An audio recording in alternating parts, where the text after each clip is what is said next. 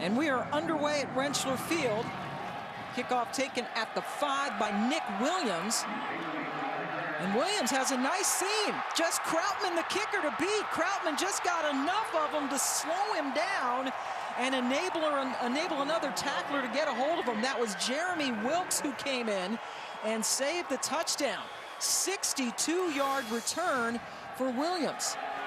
Finds a little crease here on the right side. Great way to start for any team, and particularly for UConn. They need great field position. They need to be in control of down and distance as well as the score. For a short field, a running football team, get McCombs geared up here and get off to a great start would be huge for the Huskies. Taylor Mack had a great block to Spring Williams, who took 2 to the house last year as a kick return. Terrific field position for Johnny McEntee, who is the quarterback. Little play action as he rolls. Fires and hits his target. Accuracy has been an issue for McEntee, but he got Isaiah Moore right between the 8 and the 3. And that is a first down for Connecticut. There's been a lot written in the papers that talked about that McEntee should be replaced by Scott McCummings as the starting quarterback, and McCummings is in there, the redshirt freshman from Natick, Massachusetts, same high school that Doug Flutie attended. It was an 18-yard play on McEntee's first throw, and now McCummings is in there. More of a running threat. This time he hands it off to Lyle McCombs, averaging almost 104 yards per game. He picked up 5. Offensive coordinator and O-line guru George DeLeon for UConn is a big run game guru, doing a lot of power runs in there. And as we said before, it's important for them to stay on target here. 2nd and 5 is a good down and distance for them. They don't want to be in long yardage situations. And it is indeed a 2nd and 5. McEntee back in there at quarterback.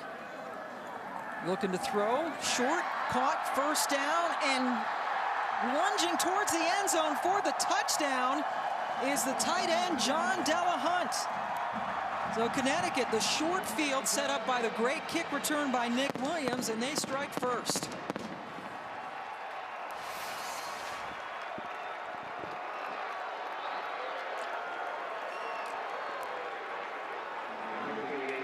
And there you see Delahunt, who is a good size at 6'3", 247, able to stretch out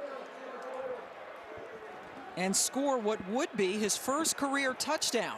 But they are going to look at it upstairs, as you might expect. Thomas Tomczyk is our referee today. Jack Kramer, our replay official. This is what they will be looking at upstairs. Now the knee looks like it's down. The knee was down. The question is, was the ball across the plane when that knee hit the ground? Tough to tell on the last angle. Probably, given they ruled it a touchdown, there may not be enough evidence to reverse the call. Outstanding effort.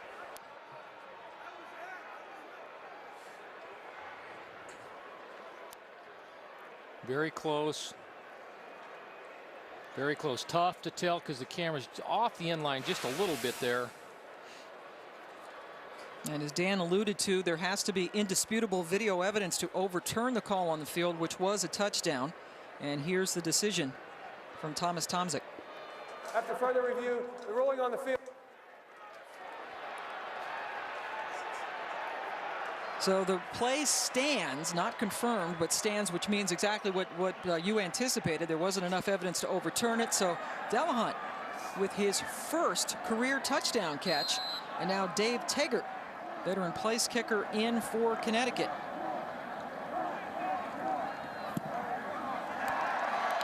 He has scored more points than any other kicker in the history of Connecticut, and he knocks that one home. UConn off to a terrific start after a 61-yard kick return by Nick Williams set up the short field, and then the 10-yard touchdown pass from McEntee to Delahunt, and that's exactly what this Connecticut team needed.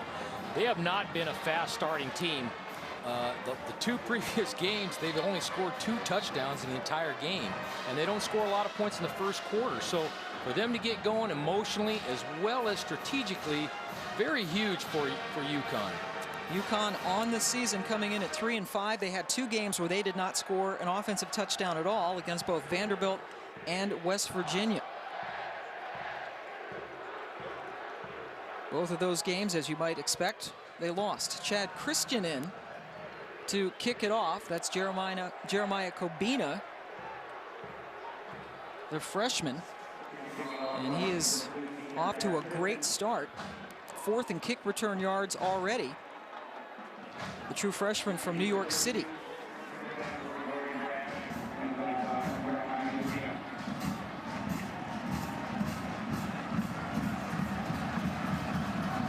Kristen with the kickoff. And it is Kobina, the dangerous kick returner. And he is taken down. Good coverage by the Connecticut Huskies, who tackle him down around the 24-yard line. That's a 20-yard return, but give the tackle to Tymir Brown, a starting free safety for the Huskies. So Ryan Nassib and the Syracuse offense coming out for the first time today, and they do so down 7-0. This type of game also plays into UConn defensive coordinator Don Brown, his strategy. You get him down, he wants to bring pressure, wants to get after the quarterback. You're an advantage in the game. That certainly helps strategically wise. And he's very aggressive in his schemes, and that is the running back Antoine Bailey. And Bailey picks up about 4 yards. C.O. Moore making the stop for Connecticut. Impact players, and we will start with Antoine Bailey, who just got the football. They need to do a nice job running the football against a tough UConn run defense. Ryan Nassib can't do it all by himself. They need to get that running game going. Kendall Reyes, their defensive line is the strength of this UConn football team, and he's a leading tackle for a lost guy on this club. He is probably their best defensive lineman. Fumble. Antoine Bailey lost the football, and Syracuse, which has not turned the ball over in the last 3 games, gives it up in Connecticut territory. Jory Johnson falling on it, and UConn is in good shape again. Just didn't look clean on the handoff from the get-go. Very slippery. Tough to tell where the ball got in on the elbow. He might not have got his inside elbow up high enough. Just got him on the hip. Ryan got him on the hip, didn't quite seat that ball all the way into the stomach. They had gone 209 plays, 3 whole games, without giving up a turnover. Kashif Moore, who's a wide receiver coming around, that's great pursuit by Dyshawn Davis. True freshman drops him for a 3-yard loss. So again, Syracuse has done a terrific job of holding on to the football. +5 overall, but it has been 3 games since they last gave it up. UConn got away with one there, Pam. They broke the huddle with 12 guys, lined up with 12 guys, and then motioned him all the way across the field, and they didn't call it. That was a lucky break for UConn. So they line up with 12 guys, and they still lose 3 yards. That's not good. McEntee looking to pass, has a man wide open, and it's intercepted. Philip Thomas at 5'11" did a good job of getting up in the air and bringing it down. McEntee's pass not close to the intended receiver, Kashif Moore. Philip Thomas adds to his Big East leading interceptions, one of the top interceptors in the country. Playing too deep there. Should have broke that flag off a little bit flatter. Not really UConn's game here. Love to run the ball. They get in those long yardage situations, makes it tough on them. This is a great athletic play. Love to get that flag route broken off to the sideline and then throw it where the defender can't get to it. So 2 turnovers in the last 3 plays. Syracuse with 1, and now Connecticut giving the ball right back. And there you see Philip Thomas. More interceptions than anyone else in the Big East. Nassib on the roll. Finds his man, Jared West. And West is taken out of bounds after a 7-yard gain. Philip Thomas getting congratulations over there on the sidelines. He is 7th in the entire nation in interceptions and got a big one there. Antoine Bailey has now gone out. Jerome Smith, a sophomore from Bear, Delaware, in the backfield behind Nassib.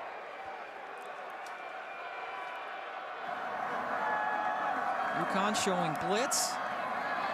And Syracuse gives the ball to Smith, who's 5'11", about 215. Jesse Joseph making the stop after a 2-yard gain. Joseph, one of 2 players who start for Connecticut who are from the province of Quebec in Canada. And it's 3rd and 1 In an era where you see a lot of spread teams across the country, Nathaniel Hackett, offensive coordinator for Syracuse, pro-style offensive coordinator, loves to get those 2 tight ends and fullbacks in there. Connecticut brings a couple of extra guys, and Syracuse very close to the first down. Jerome Smith got the carry. And it is indeed a first down for the Orange.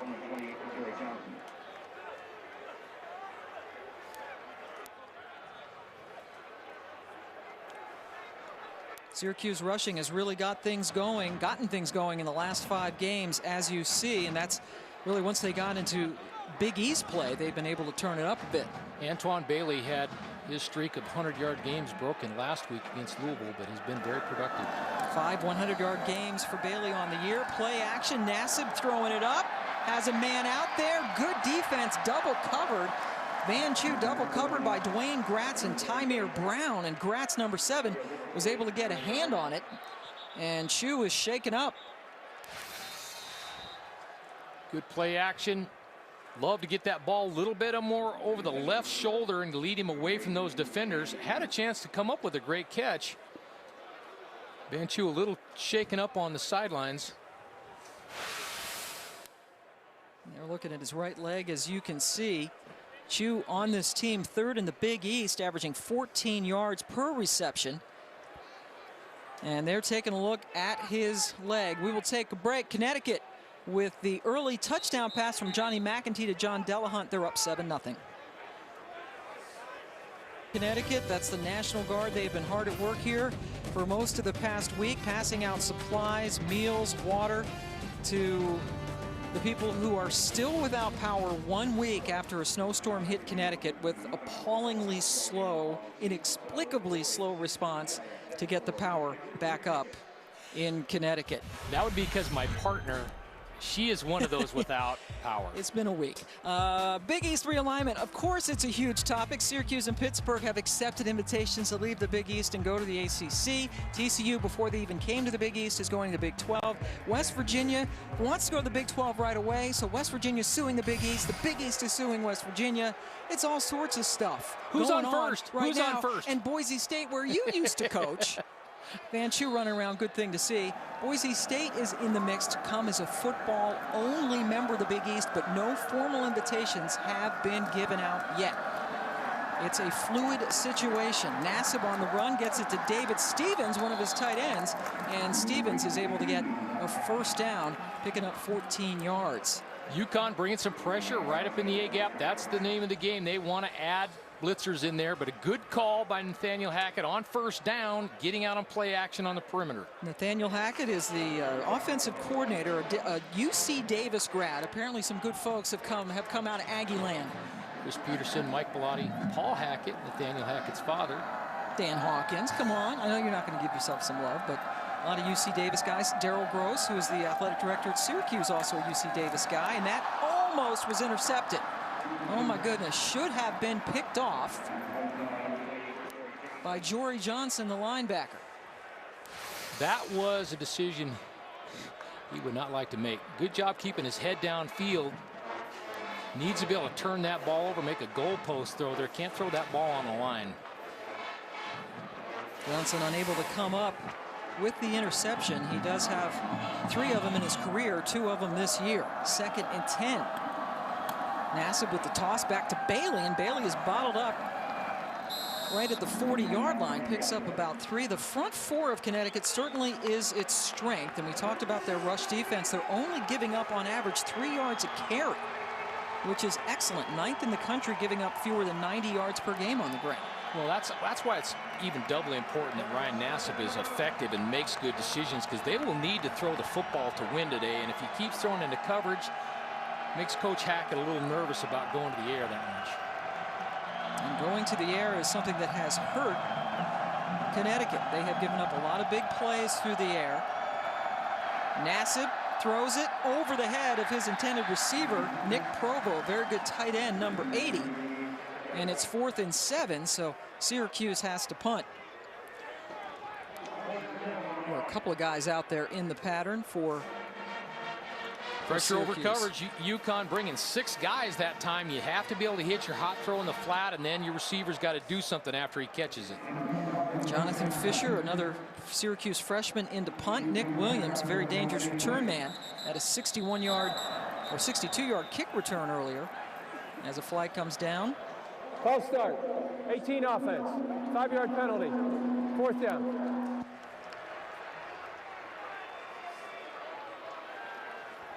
So Doug Marrone on the sidelines. He was an offensive tackle. George DeLeon, you already mentioned him a couple of times. The offensive coordinator for Connecticut was his coordinator, was one of his coaches, and they are still very close, Marrone and DeLeon.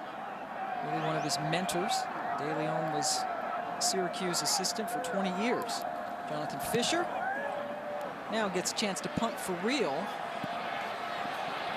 That's a good roll for Syracuse to keep it out of Nick Williams' hands as it goes out at the 13-yard line. That's a 52-yard punt for Fisher, who did not start off as the starting punter, but has been starting since they played Toledo in week 4. Pasqualoni, he's with Connecticut now, and they're leading his old school Syracuse. Connecticut, where Paul Pasqualoni's team leading Syracuse 7-0. Johnny McEntee to John Delahunt with a 10-yard touchdown pass. Paul Pasqualoni all week has been downplaying taking on Syracuse, where he was a head coach for 14 years. And he has a lot of former players who think the world of him. Dwight Freeney, the terrific defensive end now with the Colts, said he was a disciplinarian, held us accountable for everything we did, and prepared us for what life would be like after football, taught us how to be men. And we visited with Coach Pasqualoni yesterday. He said that it was the relationships, the players and the coaches, the relationships are the things that he coveted about being at Syracuse. Well, and that's why Coach DeLeon came back with him, because of his integrity and how he handles the guys. And sometimes that's not always being easy. When he talks about being a man, sometimes those lessons are tough, but there's a lot of great stories in college football like that, and he's leading the pack. George DeLeon with him, and was actually coaching with him down with the Dolphins, and is now at Connecticut. Lyle McCombs, an electrifying freshman running back. Has the angle. Can they chase him down? Eventually they will. Lyle McCombs, who started the year as the 4th-string tailback, chased down by Keon Lynn after a 63-yard gain.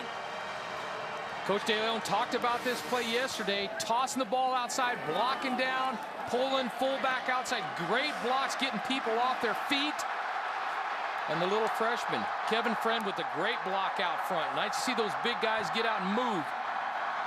Friend, a sophomore from Warrenton, Virginia, helped clearing the way for McCombs, who is right now 25th in the nation, 2nd in the Big East, averaging 104 yards per game on the ground, and that one was good for 63. First down, Connecticut at the 29, right back to McCombs. And he is bottled up near the line of scrimmage. He's a redshirt freshman from Staten Island. And really what a great story. Jordan Todman left early for the NFL. He was the Big East Offensive Player of the Year last year. Then they had Robbie Fry, who decided to go to Kutztown State to become a teacher, finish his degree. And they had DJ Shoemate, who was supposed to be, he was number 3 in line, dislocated his shoulder, and all of a sudden here's your 4th stringer, and he's been terrific. Yeah, Shoemate transferred in here from USC. They really expected big things out of him, but nice to see the freshman answer. 2nd and 9 for the Huskies. That's a little premature by Jay Bromley. Got up early. Offside. 56 defense. 5-yard penalty. 2nd down. Check that. It was Corey Boatman. With the pressure that Syracuse likes to bring, it's always advantageous for the offense if you can go with a snap count twice or a fake audible to get them to show what they're going to do, because there's a lot of pressure that O-line needs to pick up. So that's the advantage of playing at home, when it's a little more quiet when you're on offense. And Connecticut now into the red zone, and Scott McCummings, the backup quarterback, is in for the 2nd time today. He's the better running quarterback, but he couldn't handle the snap, and they've given it up. McCummings couldn't handle the snap cleanly, and Corey Boatman, the guy who just jumped off sides, got the fumble recovery. Coach talked about getting close and getting better. A little bit of a low snap Cummings needs to handle that ball coming off the shins of there a little bit. That's a disadvantage of playing in the shotgun. Sometimes you have to be a little bit of a shortstop. And both of Connecticut's turnovers have come in Syracuse territory, right there on the 20-yard line. They just gotten into the red zone, and McCummings could not hold on to the snap. So Syracuse gets the football back. The other time Connecticut gave the ball up, it was on the Syracuse 30-yard line. Nassib stepping up, nowhere to go but down. Great coverage by this much maligned secondary of Connecticut. Ted Jennings coming up with a sack. Pressure over coverage. Very tough to cover when you have a lot of time, and if you're lacking in the back end, you certainly want to be able to get pressure. Great effort. Coach Brown talked about the motor and the attitude and the effort of this D-line and showing up there. Ted Jennings getting some great pressure off the edge. And you see him, the junior out of Dayton, now credited with 3.5 sacks on the season. Connecticut showing some more pressure, and a little flip to Dorian Graham, the wide receiver. And Graham is able to run for the first down. Picks up 15. Harris Agbor made the stop for Connecticut. Connecticut continue to bring some pressure. You see coming right up in the A gap. Good call by Nathaniel Hackett. Right time, right place. They need to get a little continuity going and be able to turn this field position, get some momentum. Graham is a senior, had caught 0 passes in his first 3 years, has been a good kick returner for them, and so far this year has caught 20 passes. That was a run good for the first down. Quick throw, and it's intercepted. Boy, Nassib threw it right to Jerome Jr., and this has become a turnover fest. Jr. keeping his feet, finally is taken down at the 41-yard line. This is a result of what a lot of football teams are doing these days. They got a run play call, but giving the quarterback an opportunity to throw the football. You see, you get a blitzer, and there's a tight end coming, faking the run right here, and then he pulls it because the backer comes and throws that thing hot, but not a good throw, not an accurate throw. Boy, Nassib, who leads the Big East in completion percentage, was well off the mark that time. His first interception of the game, 5th of the season against 16 touchdowns. And Connecticut gets the football back in Syracuse territory. Yeah, again, they've got to capitalize. Otherwise, this momentum goes against you. They've had too many good opportunities. They need to get this thing in the end zone. 2 turnovers and 13 snaps after 0 and well over 200. McEntee back in at quarterback. And he gives it to Lyle McCombs, who picks up 1 tough yard. George DeLeon likes to run the power football up inside. Still working with this offensive line. I think they're probably a little bit better with the block down when they can get some angles, and they've got some pullers to create some creases. Offensive line is part of this offense that has allowed quarterbacks to be sacked 30 times this year. Not all of it on the offensive line, some of it certainly on the quarterbacks and picking up pass protection by the running backs. Boy, Lyle McCombs, nifty little runner, gets it down to the 32-yard line, picked up 8. Great pickup by UConn. Syracuse stemmed down late in a double eagle bear front. Good block by Reuben Frank to free him up. Come down in there. They got an 8-man box. We'll get some time. We'll show you that on the overhead. That'll look good little coaching point there. Chandler Jones, the brother of Arthur Jones, who was a terrific player for Syracuse, now playing defensive tackle for the Baltimore Ravens. In on the stop, 3rd and 1. Here comes the blitz from Syracuse, the toss to McCombs.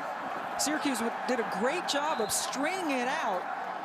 True freshman Dyshawn Davis, number 35, strung it out and dropped him for a 6-yard loss on what was a 3rd and 1. Same play they ran, the big play before earlier, going back to the left this time, not able to get the edge block. Last time they were able to block down and kick out and get a little crease. This time the edge was not there. So the 3rd and 1 turns into a 4th and 7. Cole Wagner into punt. Steve Renee standing at the 10, watches it go over his head, wants it to go into the end zone, and it goes out of bounds. Let's see where they will mark it. That's a really good punt for Cole Wagner as it is marked out at the 4. Just a 34-yard punt, but placed it right where it needed to be at the 4-yard line. Connecticut continues to lead Syracuse 7-0. It's a shot in downtown Hartford, the State House. We are in East Hartford. As you might expect, it's just east of the capital city. And we're along with Dan Hawkins. Hawk, we've had a lot of turnovers already. Oh, man. UConn needs to take advantage of this good field position. One big play. Eventually it goes against you. You've been knocking on the door. You're inside Syracuse field the whole time. Syracuse turned it over as well. Very sloppy start for both these teams. UConn started to change it early in the game and scored early, but not what either team wants to do. And of course, as you mentioned earlier, Pam, Syracuse in general has done a nice job with turnovers this year. Look at that, none in 208 snaps, 2 in 13 snaps today. In fact, both teams have combined to run 24 plays and turn the ball over combined 4 times. And there are 6 first downs. And you mentioned UConn not taking advantage of field position. They have had 4 possessions. They've run only 1 play in their own territory. That was a 63-yard run by McCombs. Otherwise, they've been in Syracuse territory, but they only have 7 yards to show for it.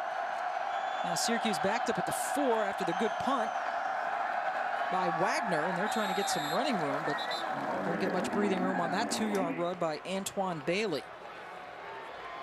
Coach Brown, defensive coordinator, continuing to bring 5 and 6 guys at the line of scrimmage. Play action becomes imperative a little bit here because it's tough to block all those numbers and be effective running the ball. Don Brown coming over. He was at Maryland the last couple of years under Ralph Friedgen, former head coach at the University of Massachusetts. Bailey, somebody got a hand on him near the line of scrimmage. He's able to struggle forward for 2 more yards. Jesse Joseph, number 91. From Laval, Quebec, right outside of Montreal, was able to come in, and that penetration kind of blew that play up. Now the fans, they're starting to get into it, Hawk. I don't know if they're cold, but they're slow starting. Now they're starting to make some noise. 3rd down, backed up. Husky Dogs need him. Coach Hackett, offensive coordinator, needing to trust his quarterback. It's tough when you're backed up and you've got 3rd and long here. This is where Ryan Nassib needs to do a good job making decisions and accurate throws. Van Chu back in there. Remember, he left earlier with a leg injury. Oh, it's a dangerous pass. What a play call. Oh, my goodness. Nassib right around the end zone, and that almost went into the end zone. Steve Renee able to grab it. Technically a run because it was a backward pass, but Hawk, I think Syracuse fans' hearts might have stopped right there. Yeah, there's a deep sigh of relief from the coach's box. Almost a touchdown or safety.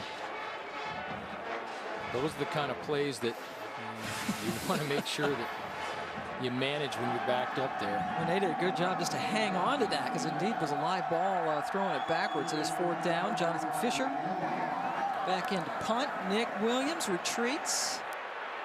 Gets it at his 45-yard line. And again, able to break free. Had a 61-yard kick return earlier. And that time on the 48-yard punt, it's a 26-yard return for Williams. They might not want to kick it to him next time. That's tough when you're trying to protect back. ESPN News coverage of college football continues with 2 games. The All-State game of the week at 3:30 Eastern. It's Ole Miss and Kentucky. Then at 7 Eastern, Zach Collaros and the Cincinnati Bearcats, they're in first place in the Big East, take on Tino Sunseri and the Pitt Panthers. College football on ESPNU today.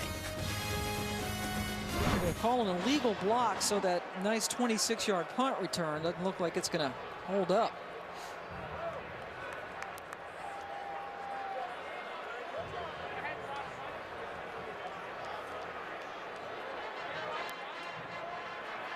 In fact, the ball has been marked back at the 40-yard line.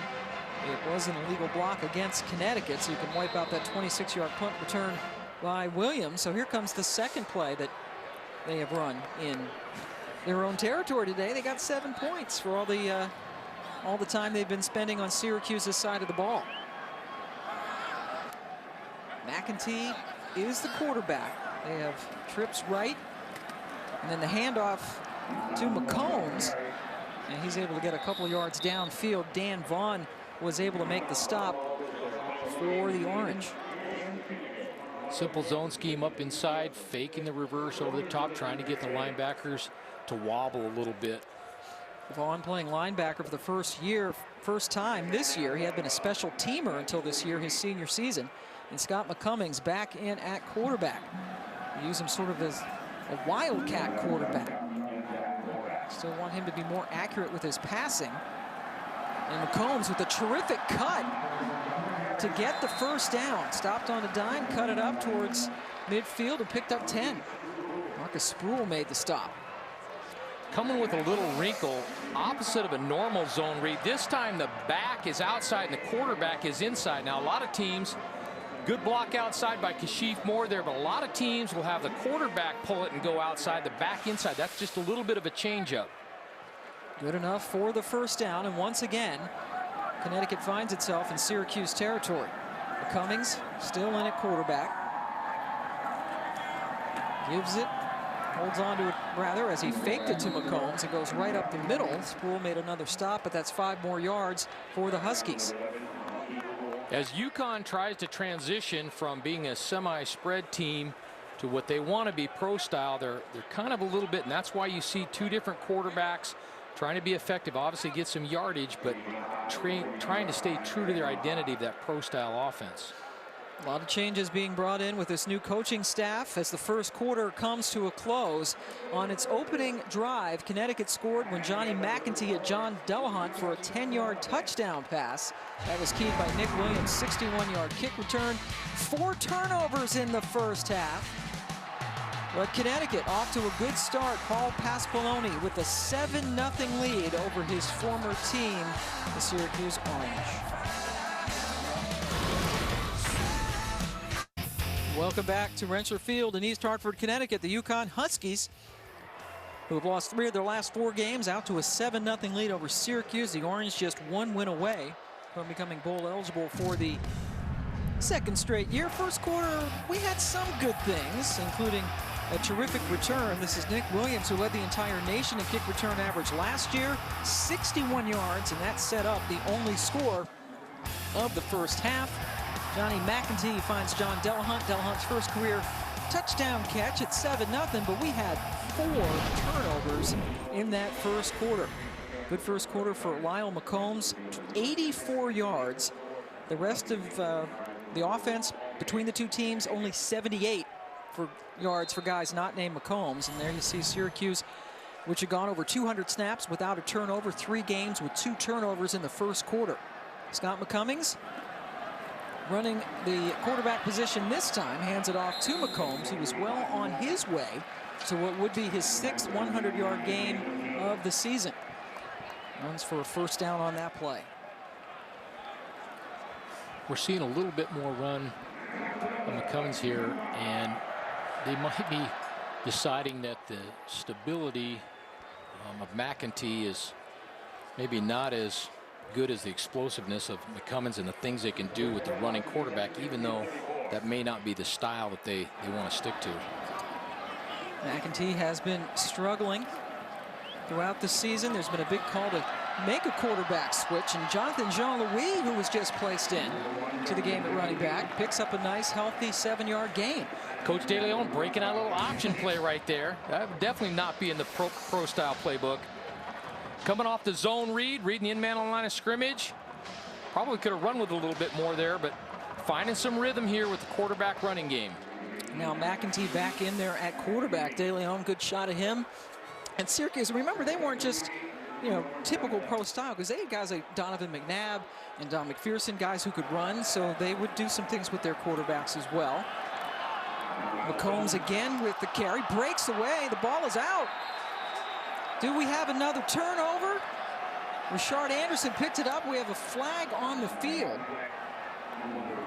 We have to sort this out. Chandler Jones forced the fumble, and then Anderson jumped on it for Syracuse. After the fumble recovery, dead ball, 57 on the offense, 15-yard penalty, unnecessary roughness, piling on. First down. That's the center, Mo Petrus, who is called for that. So McCombs coughs the ball up. That is the 3rd UConn turnover of the game. Nice little move. Just need to cover up in there. Great job pulling on that ball, getting it out of there. Chandler Jones ripping that thing. A terrific play, and once again, Connecticut fails to take advantage of being in Syracuse territory. All 3 turnovers have either been at the Syracuse 30 or inside the Syracuse 30 this afternoon. Just 7 points to show for all the opportunities they have had. So now Syracuse back with the football. Bailey running out of the eye up to the 46-yard line. Kendall Reyes, the best defensive lineman according to his coaches, making the stop for the Huskies. Benefit of the zone running scheme, if you can pick up the extra penetration and you've got a little vision, you can find some seams in there if you're patient enough.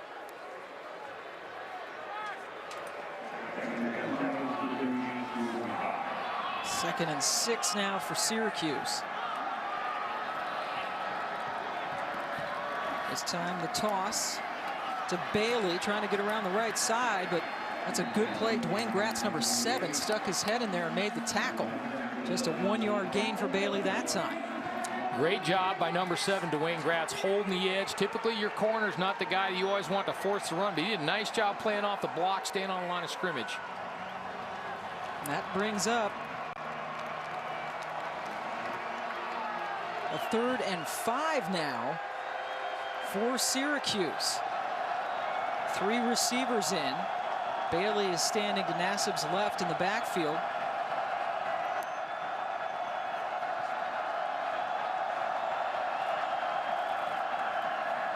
Nassib sets, throws too high to Alec Lemon, the intended receiver. That was like a high, hard one that got away, and Nassib has not been razor sharp so far today as Syracuse has to punt again.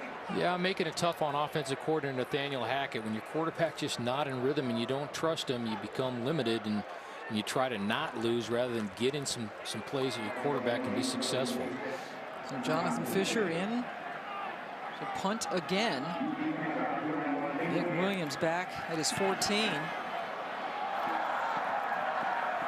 And they're trying to keep it out of Williams' hands, but that one went out of bounds.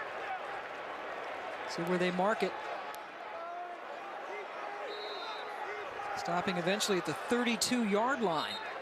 So just a 21-yard punt. So try to keep it away from Williams, who's very dangerous. Chandler Jones very dangerous with the strip here. When we come back, little campus connection with the talented defensive end.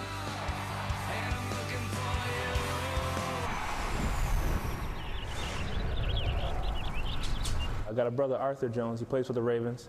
He's doing a good job. Actually, he's doing very well. He's making a few plays for Coach Harbaugh. And my brother John, he's a UFC fighter. He's the light heavyweight champion of the world at the weight 205. It's very competitive. You know, growing up, I had to fight for everything. Fight for food, fight for my toys, you know. And my brother John, you know, believe it or not, he used to get temper tantrum all the time. I find that very believable that John would have temper tantrums. He's a UFC fighter, for goodness sakes. It seems like he's in the right profession for that. And Chandler Jones has had himself quite a game already. Well, a lot of coaches will tell you they love recruiting the younger brothers. They've been through a lot, and they seem to have the best of all the genetics and getting beat up growing up. Arthur was a terrific player, now with the Baltimore Ravens. Lionel McCombs taken down by Philip Thomas and taken down for about a 1-yard loss. Free safety blitz, both of these teams wanting to bring pressure. UConn trying to go a little draw to open up the series. Not enough blockers for the amount of guys coming.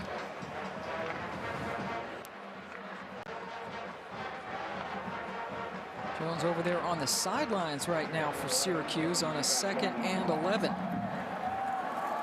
Syracuse brings an extra blitzer. Lionel McCombs able to catch the ball out of the backfield for about a 3-yard gain. So 3rd and long coming up for this UConn defense, or UConn offense. Now they got the big guy back out there, Chandler Jones. On 3rd and 8 for Connecticut. Connecticut converting only 29% of its third downs this season, 114th in the country. That's out of 120 schools. Not good. But McEntee makes good that time because Sheaf Moore had a lot of breathing room over there near midfield. That's a 15-yard gain and a first down. Nice job coming with a little smoke. Out route on the outside. Little steam coming off this ball. Steps into it. Goalpost throw. Very well executed. Got to be able to hit some of those throws in 3rd and long to move the chains. Not everything's going to be 2 yards, 1 yard. So McEntee with the completion gives way to McCummings yet again at quarterback. And this is his strength, running the football, but he ran right into number 11, Marcus Sproul. Sproul's having a terrific season for Syracuse, and he dropped the quarterback for a 1-yard loss. And now McEntee's back in there.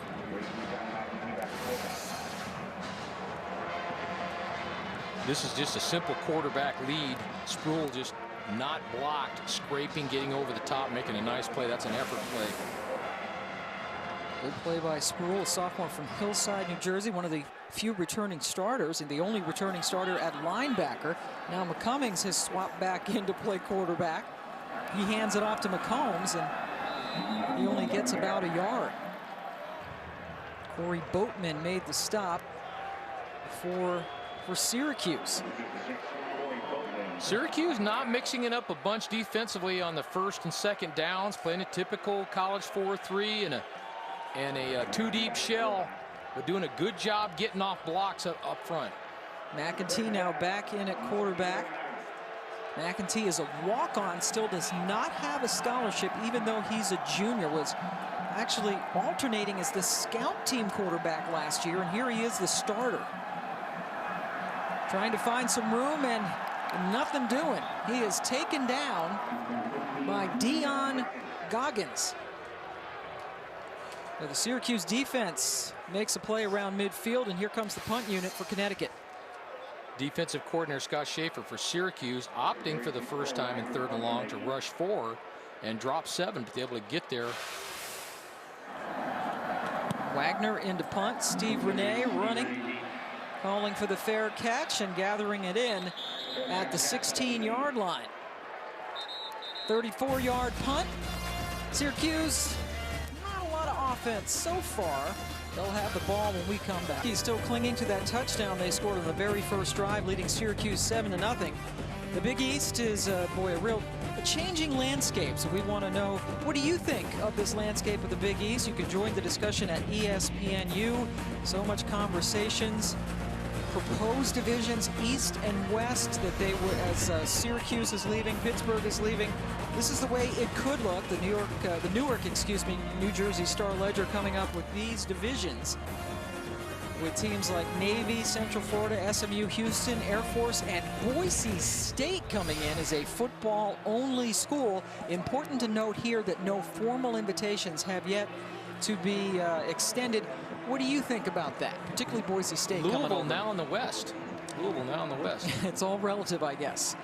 I think the AQ conference status is important to Boise. I think the money has to be right to take care of all the other sports, as well as continue the upward rise of Boise State football.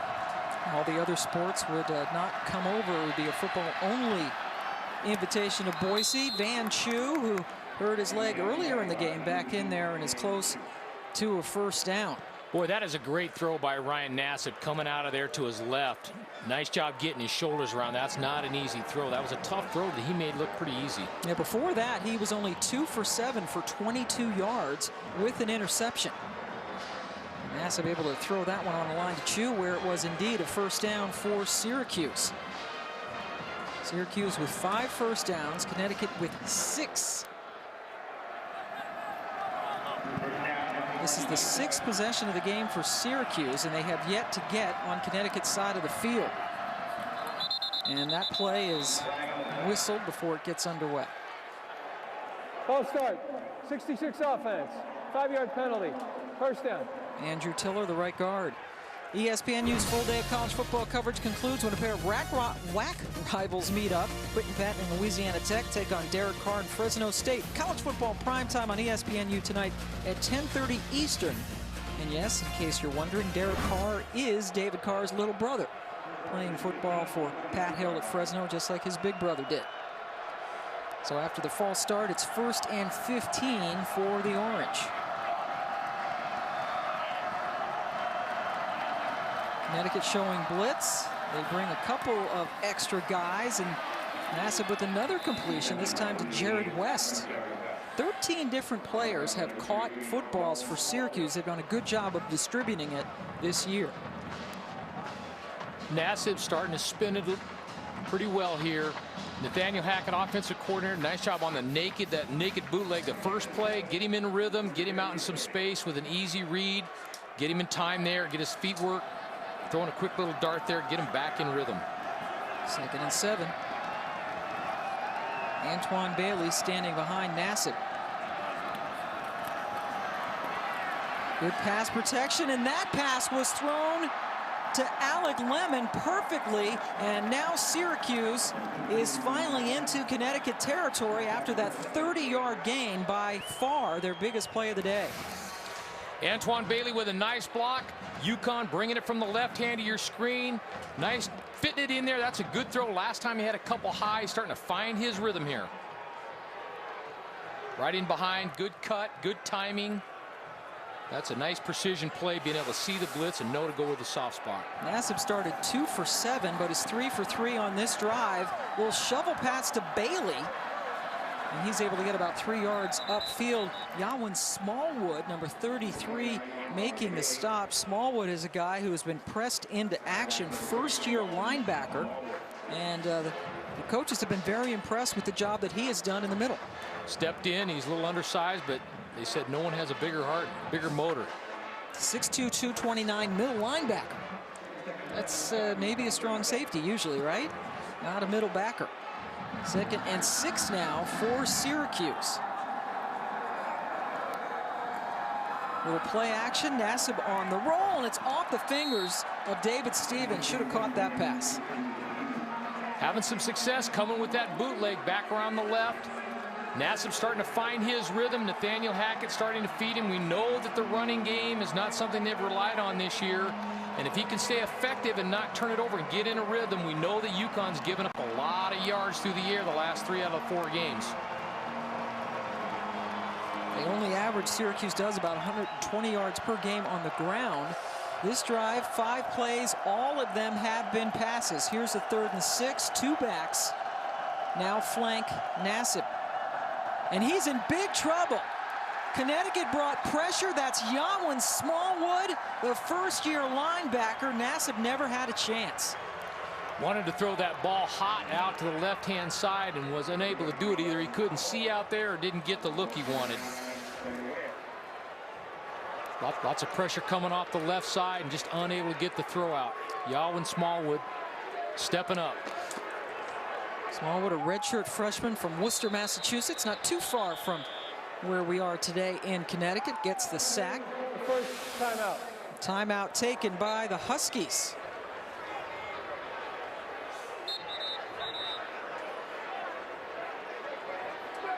So the first time Syracuse got into Connecticut territory, they were unable to take advantage of it, in part because Don Brown, their aggressive defensive coordinator, sent some guys on the blitz, including Smallwood, who got in there for the sack.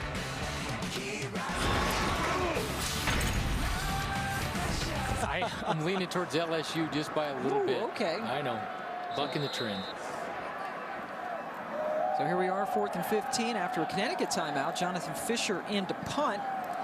And they are doing all they can to kick it away from Nick Williams, but giving up some field position as a trade-off, as it's marked at the 20 after a 25-yard punt. Let's go to Dari Noka, who's got an update for us. All right, Pam, Hawk, let's do Louisville, West Virginia, rather, 2 of the one-loss teams in Big East play. Geno Smith, the Stedman Bailey, 14-14. Smith, 136 passing yards. He comes in 7th in the nation in total offense. We're watching this one. Thank you, Dari. Dari will be with us all afternoon with updates. Here's your Big East standings. Cincinnati right now, the only unbeaten team in league play. Syracuse and Connecticut, we got them right here, sitting at 1 and 2. But Connecticut again has to win 3 of its last 4 in order to be bowl eligible. They have been to 4 straight bowls and 6 of the last 8 years. And that is a big play. Johnny McEntee going down hard, courtesy of Keon Lynn.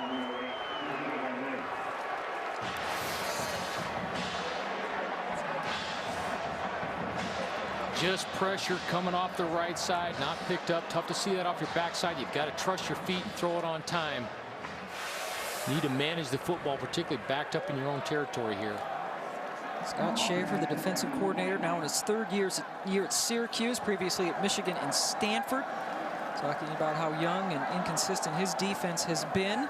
But they like their players. They're showing flashes, good things to come. Marcus Sproul, one of the players they really like, taking down Lyle McCombs for no gain. Having a hard time covering him up in there. Syracuse is not doing anything exotic in 1st and 2nd down, lining up in a typical 4-3. Those power plays are coming right at him. They're struggling with. Been a little bit better with blocking down pulling schemes. Here's a 3rd and 20 now. Let's see what Syracuse dials up on defense this time and what Connecticut can do on offense. McEntee, a walk-on quarterback. Connecticut just 1 for 3 on 3rd downs. They're going to keep it on the ground and lose another yard or 2. Dan Vaughn, again, a guy who had just been a special teamer for the first 3 years of his career, dropped McCombs for a 3-yard loss. Very conservative on 3rd and 20. Syracuse walking up in the A-gaps, bringing the free safety right in behind. Way too many guys to have a block. You either need to check it there or be able to just get out of that play. So Syracuse looking at some very good field position. Cole Wagner kicking it to Steve Renee. Got it at the 46 of Connecticut. Syracuse will start at the 40. Only 2nd time today they have been in Connecticut territory. 39-yard kick, 6-yard return. Paul Pasqualoni's team clinging to that touchdown lead. Back, Ryan Nassib and Syracuse trailing Connecticut 7-0. Nassib started out ice cold, particularly strange because he leads the Big East in completion percentage. In first 5 drives, just 2 for 7 with an interception. Last drive, 4 for 5, 52 yards, but they came up empty. The drive stalling once they got into Connecticut territory. Here they are starting at the 40-yard line. Adonis Amin Moore, a freshman, is in there at the tailback spot, and he gets the football. Then gets greeted at the line of scrimmage. Might have picked up 1 tough yard. Smallwood at number 33 with 5 tackles in on yet another play for the Huskies. Adonis, big back from Mullen High School, out by way of Denver, Colorado. This guy's a powerful load in there. They get him going. That'll help move the pile a little bit. Yeah, they like to pound with him. His first game was against Tulane on October the 8th. That's sort of he's far from home, Denver to Syracuse. See the world. And he's at 5'10", about 244. They're big backs, 2nd and 8. Antoine Bailey back in there. And another end around to Graham. Graham, the former returner, who's been playing a lot of wide receiver, picks up the 1st down. Jerome Jr. induced him out of bounds, but it's an 18-yard gain. Been their best running play of the day. Had some success on it both times they've run it. Run it left one time, coming back to the right-hand side. Typically, they'll fake to this bender coming over the top. They've got a puller coming from the opposite side to get the force player, and just that little conflict of assignment, misdirection helps get him around the edge. Well, Graham, the leading rusher, 2 carries for 33 yards. This is the deepest that Syracuse has penetrated into UConn territory today. 1st down at the 20. Nassib got rid of it just as he was being born into by C.O. Moore, one of the outside linebackers. Had a hot route out to the left-hand side, just a little off in timing. Well, Moore was one of the guys who was so disappointed in his play. Said he had 5 or 6 missed tackles that led to 14 Pittsburgh points last time they played a week ago Thursday. The game they lost 35-20, so CO sort of made it a personal mission to atone for those mistakes this afternoon, and he was right up in Nassib's grill on that play. 2nd and 10.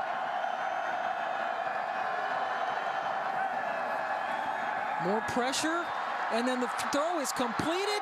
Alec Lemon takes it into the end zone for the Syracuse touchdown. Nassib with a terrific job of getting rid of the football quickly. Great job, hot throw, inside pressure comes. Nassib picks up on it, delivers the ball on time.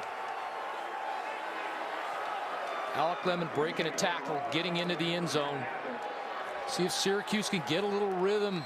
Had a tough first half.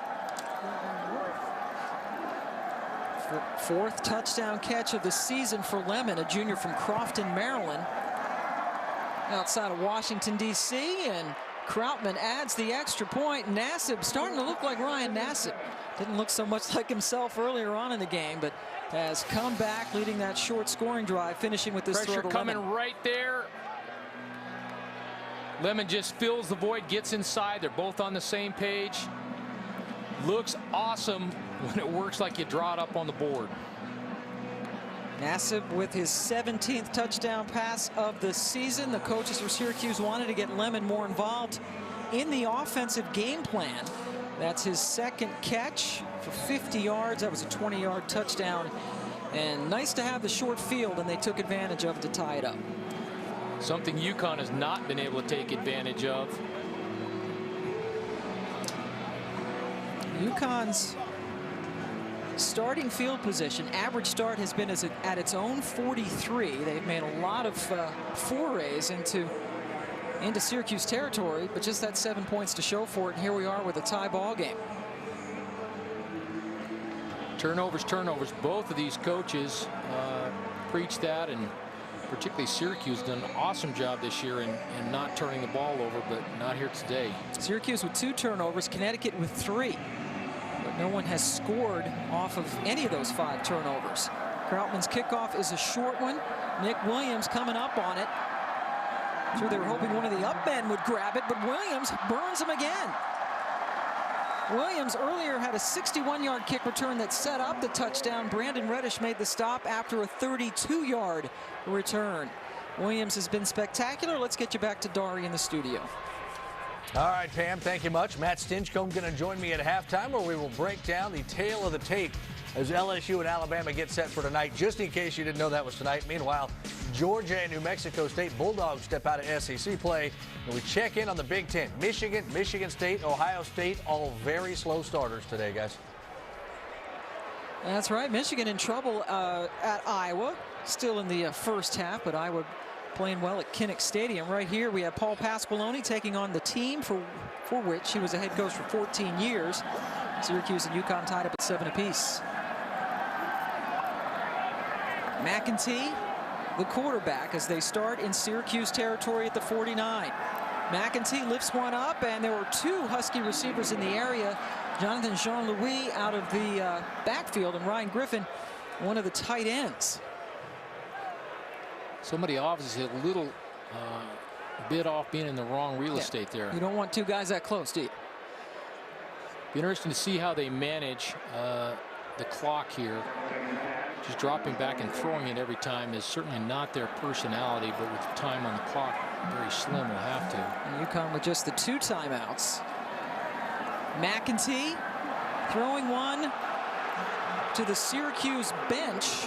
Kashif Moore was close to it, and now the boos descend down on McEntee. There was a lot of press today. A prominent columnist, Jeff Jacobs, in the Hartford Courant, wrote a column earlier about, hey, Pasqualoni, make the change at quarterback. Of course, we always see this, quarterbacks get too much credit, right, when you win, too much blame when you lose, but there has been a big outcry to give this guy, number 11, Scott McCummings, a chance.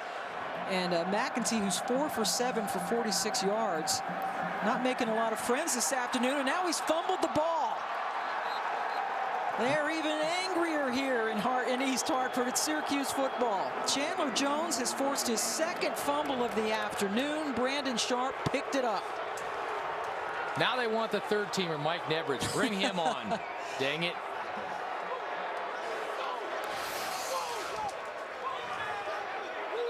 Just getting there with 3-man pressure.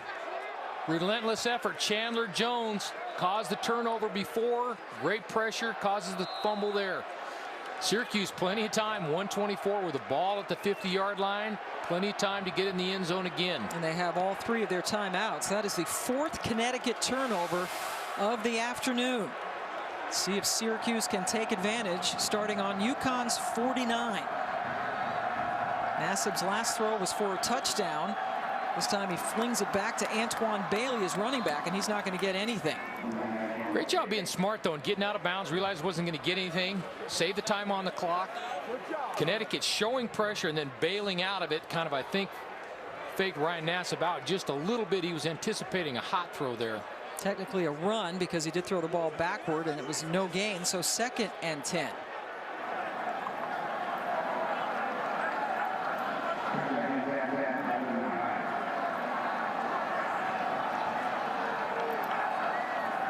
Connecticut backs off its blitz. Nassib has it knocked down by Jory Johnson. A lot of blue shirts in the area, and Johnson, the linebacker, was able to get a hand on it. Good little chess match going on. UConn showing pressure, but only bringing 3. Nathaniel Hackett, offensive coordinator for Syracuse, anticipating that, as is Ryan Nassib.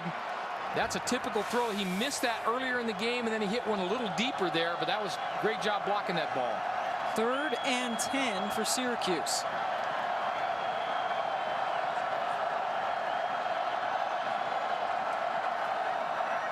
Nassib flushed out of the pocket. Had a man open. Dorian Graham was able to get a little bit of breathing room, but was unable to make the connection. Like to see him make the play there. Good job getting out of the pocket by Ryan Nassib and getting the throw out there, just like to make that catch. So Syracuse unable to take advantage of getting the ball on the 49-yard line. Jonathan Fisher into punt again. And they don't want Nick Williams to touch it. His net is going to go way down, just trying to, his net average trying to keep the ball away from Williams. That ball is going to be marked up all the way at the 30-yard line. That's only a 20-yard punt for Fisher. Certainly smart strategy, keeping it away, which I think he could punt the ball a little bit farther, still get it out of bounds. He had 29 more yards with which to work. So 2 timeouts left, 1:02 left to go in the half. And there you see Connecticut. Their 12 turnovers tied for 3rd fewest in the Big East, but they've got 4 of them already today. McEntee fumbled the ball last time out, and he comes back out there. And split the quarterback duties somewhat with McCummings throughout the season.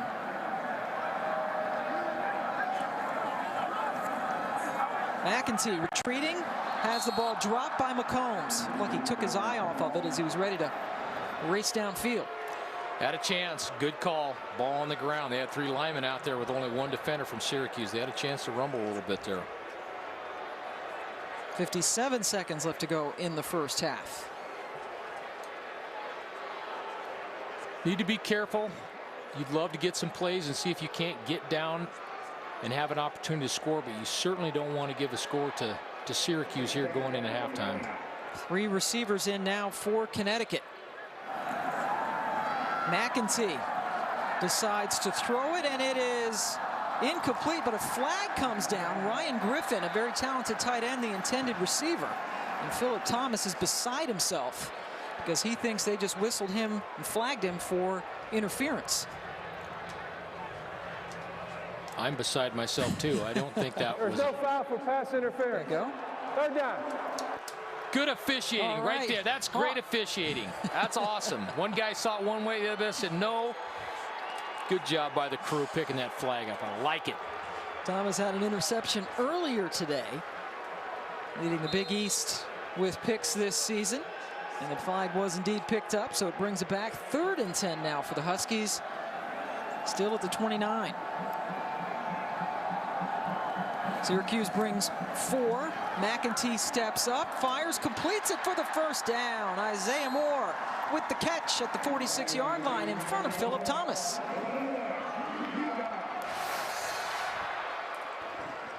Got to be able to beat one-on-one when you're in these situations. Good throw, on time, little sting on it. McEntee, though, now in trouble, throws it, it's picked off. Never should have thrown that football. Philip Thomas with his second interception of the game. And a flag down late, maybe unnecessary roughness at the end, but McEntee makes one good play, and everybody in the stadium was thinking, don't throw the football there, and he did, and it got picked off. Yeah, he needs to. He had some pressure. He wants to make a play. Dead ball, personal foul, 57 on the offense, 15-yard penalty, first down. That is the second late hit for Mo Petras, who's the center who is getting in late on tackles after turnovers. Better put Mo in on defense. Lots of pressure.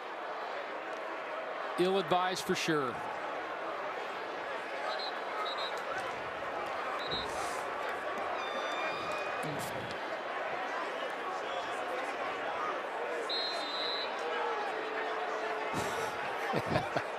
A wing and a prayer, wouldn't you say? But it was interrupted by Philip Thomas with his second pick. 5 turnovers for the Huskies. But Syracuse has not been able to take advantage. No points scored on 7 combined turnovers. Nassib almost gave it right back. Now when Smallwood had a chance. Anything could happen. I like the aggressiveness by Syracuse. You've got great field position here. May want to stay on the outside of the field to limit the interception possibilities, also saving clock. Kendall Reyes had some pressure there on Nassib, but he was fortunate that Smallwood didn't pick it off. So it's 2nd and 10.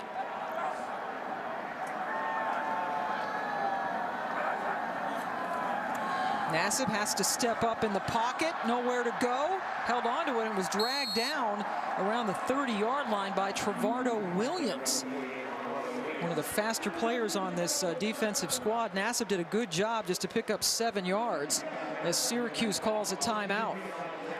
Each team has 7 points. 7 is a magic number because we have 7 combined turnovers, Dan Hawkins. Unbelievable. Unbelievable. Tough to get continuity anywhere here. 5 turnovers by Connecticut, 2 of them by Syracuse. Philip Thomas, who leads the Big East in interceptions, has 2 more today. He's going to lead the nation pretty soon here. Before this game is over. He's averaging 1 a quarter. And then the interception by Jerome Jr. McCombs has it stripped. That's a terrific defensive play by Chandler Jones to strip it away. And then the quarterback, McEntee, lost it. And then this throw, which is a what are you doing kind of throw.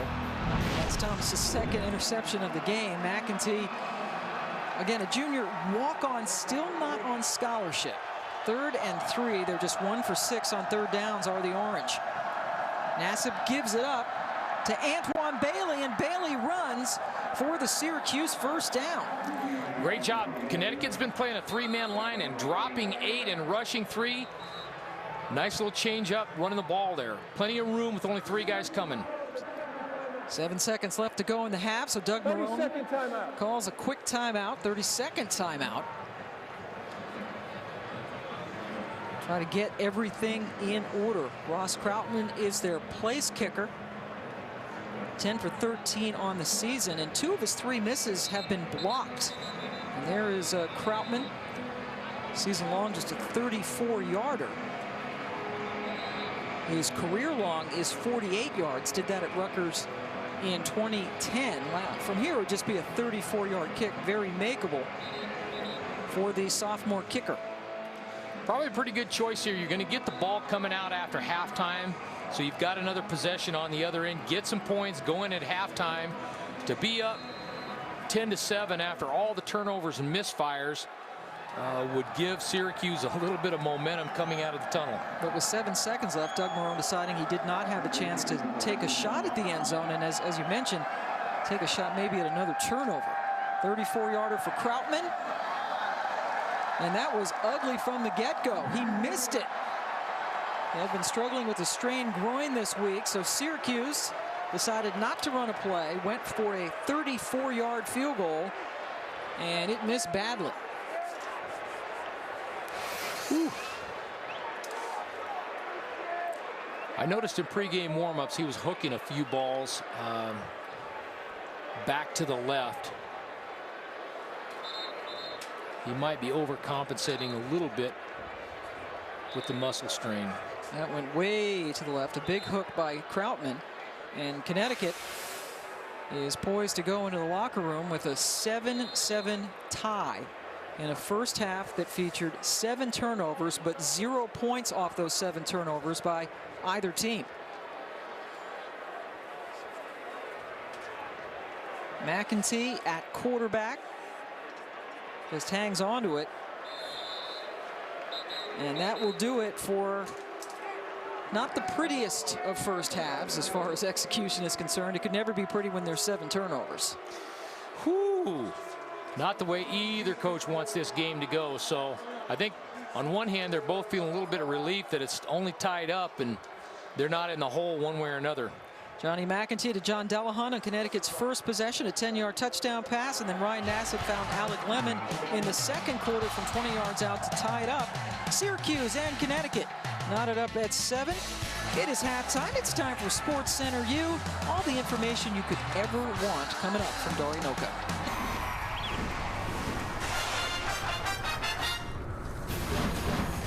We're back at Rentschler Field in East Hartford, Connecticut. We're at the half. Syracuse and UConn are tied up at 7 apiece.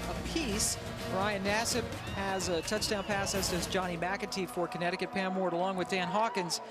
Close games and good games are 2 totally different things. 7 points apiece for these teams, but they combined for 7 turnovers in the first half. Very tough, very tough. Good field position by UConn. Unfortunately, they were unable to get things going. It's just been a debacle with the football, and both sides need to regroup, get things going. And some adjustments in the second half. There's got to be quite a few to get somebody going here, Dan Hawkins. Well, Syracuse hasn't run the football. Nassib just is to stay in rhythm, keep forcing the UConn mistakes, and try to get some field position. I'd give Scott McCombs a few more snaps at quarterback and let him run with it, and then keep bringing pressure to try to keep Nassib off the rhythm.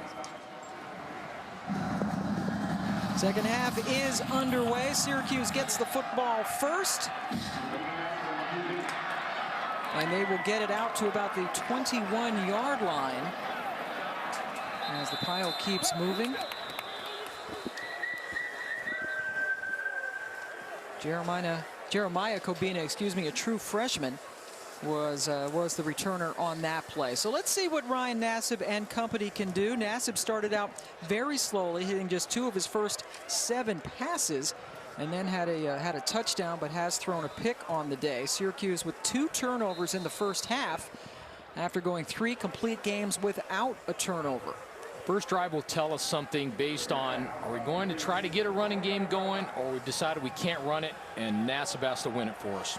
Doug Marrone, the 3rd-year head coach, coaching at his alma mater, Syracuse. Play action. They love the play action. Very good at it. Nick Provo, the tight end, that's a guy who certainly could get more involved in the offense. Picked up 5, and then a flag came in. Harris Agbor was there on the stop.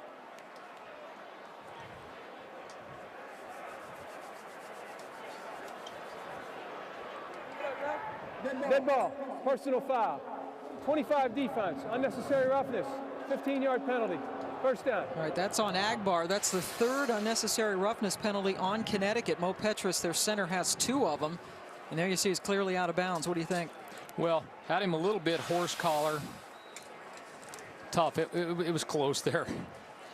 But the 3rd one called against Connecticut today. So first down, the ball now spotted just outside of the 45-yard line. Antoine Bailey in the backfield, gets it. And he runs up to the 30-yard line. Jesse Joseph making the stop, but that's a 5-yard gain for Bailey. Bailey in the first half had 26 yards on 9 carries. Dorian Graham, the receiver, 2 carries for 33 yards. Their leading rusher in the first half. Good production with the run. They need to be effective to keep the pressure off Nassib. This UConn defense has been stout against the run all season, giving up only 90 yards per game on the ground and 3 yards per carry. Nassib running away from Smallwood on the money to Provo. Their talented tight end, who had no catches in the first half, has 2 of them here in the first minute 15 seconds. Picks up 8. Syracuse keeps coming back with the bootleg. UConn didn't have much answers for it in the first half. Here he's going back to the right, which is more natural for a right-handed quarterback. First half had more success going to the left. That's his 34th catch of the season, and that ties Chris Gedney for the most receptions by a tight end in a season for Syracuse. Gedney did that in '92. Adonis Amin Moore, second time we've seen him get the ball, picked up a yard that time. Ted Jennings made the stop. Good pressure by UConn. Too many bodies at the point of attack to get blocked. 2nd and 9 from the 40. Syracuse going hurry up. 2nd and 9. Nassib under pressure, throws it, and it's complete. About a yard short of the first down. Van Schu doing a good job of gathering the football in. Ted Jennings with some more pressure on Nassib, but he was able to get rid of it. Coming back with a bootleg. Just keep running it. They can't stop it. Just keep running it.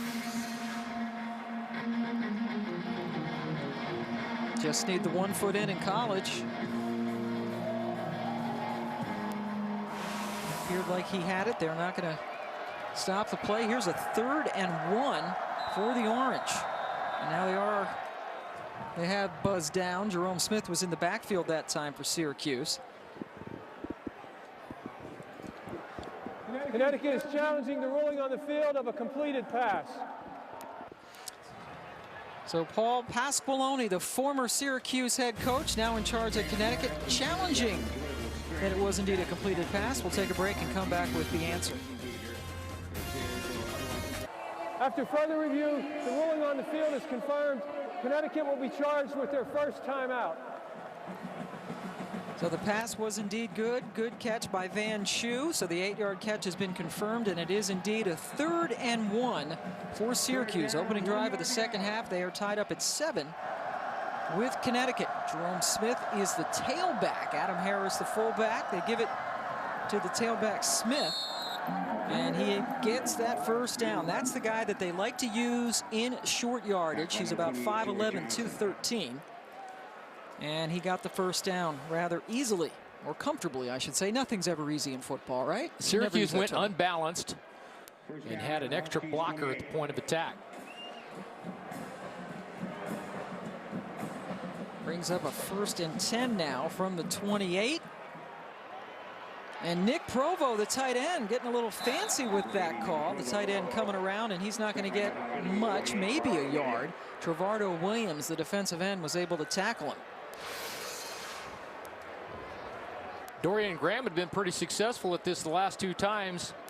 Not often you see that play going to the tight end. No. Graham with a little bit more speed. There's Nathaniel Hackett, Paul Hackett's son, a UC Davis Aggie, and the offensive coordinator, very enthusiastic guy.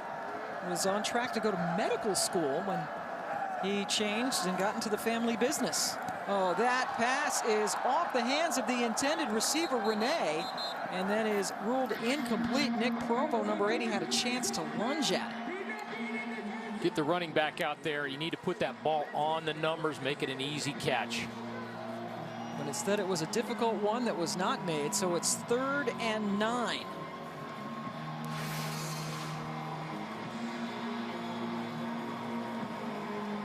Renee had some running room had he been able to come up with that football. Was a little bit behind him, but still catchable.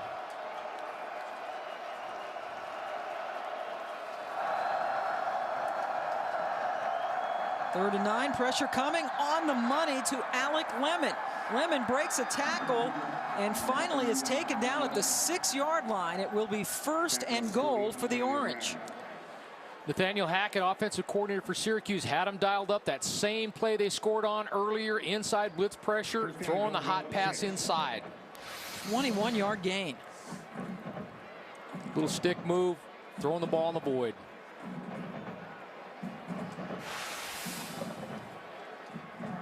Lemon 5th in the Big East, averaging just under 5 catches per game. Previous play is under further review.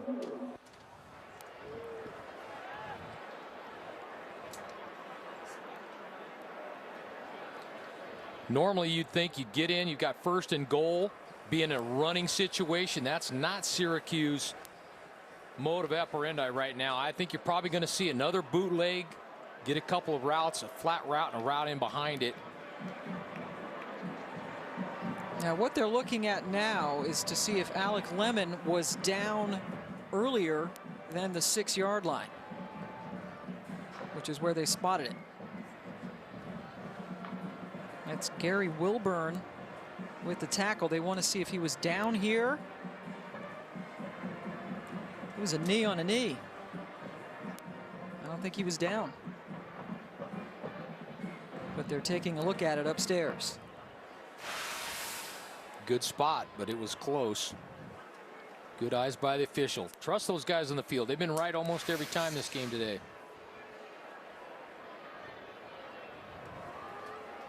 Good camera work, but body on a body still good.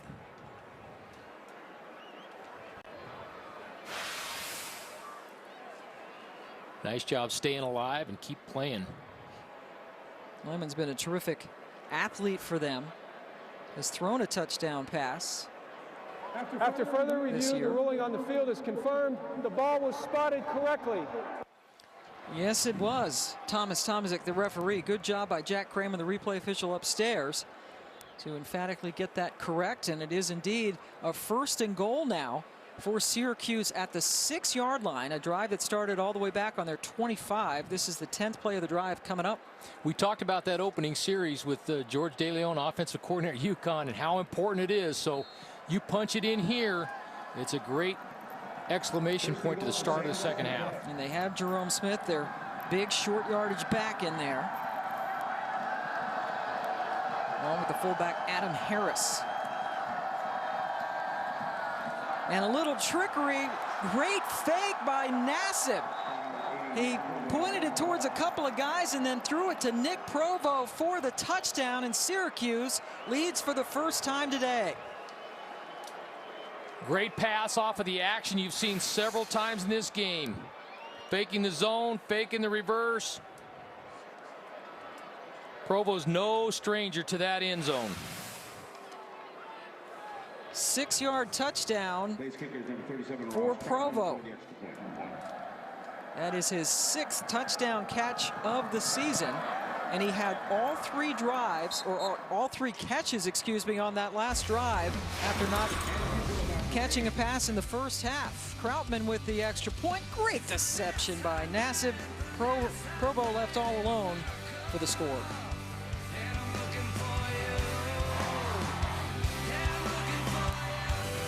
My favorite place on the campus of the University of Connecticut, the Dairy Bar at UConn, established in 1953. Cows right there on campus, 24 flavors of homemade ice cream.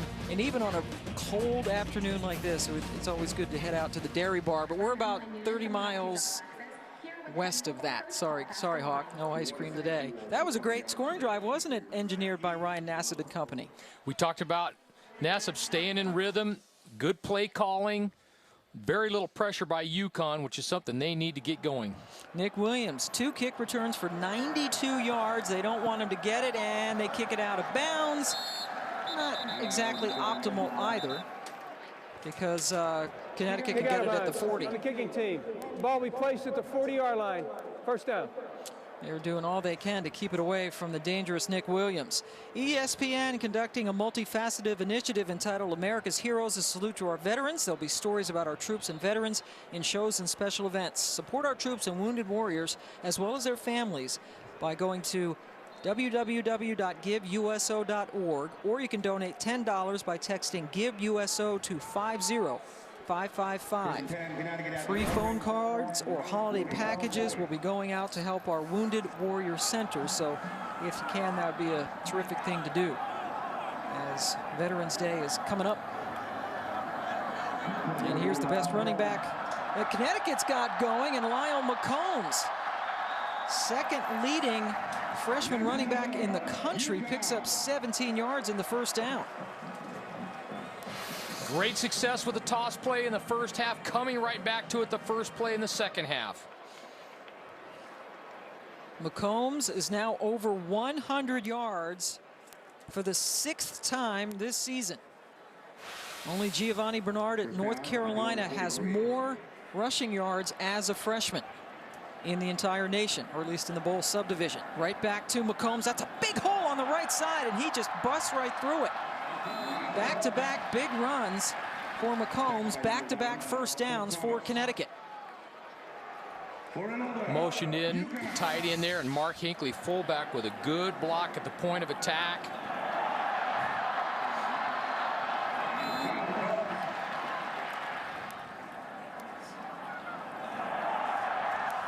McCombs pretty shifty in there. Well, that was a terrific job by Hinckley.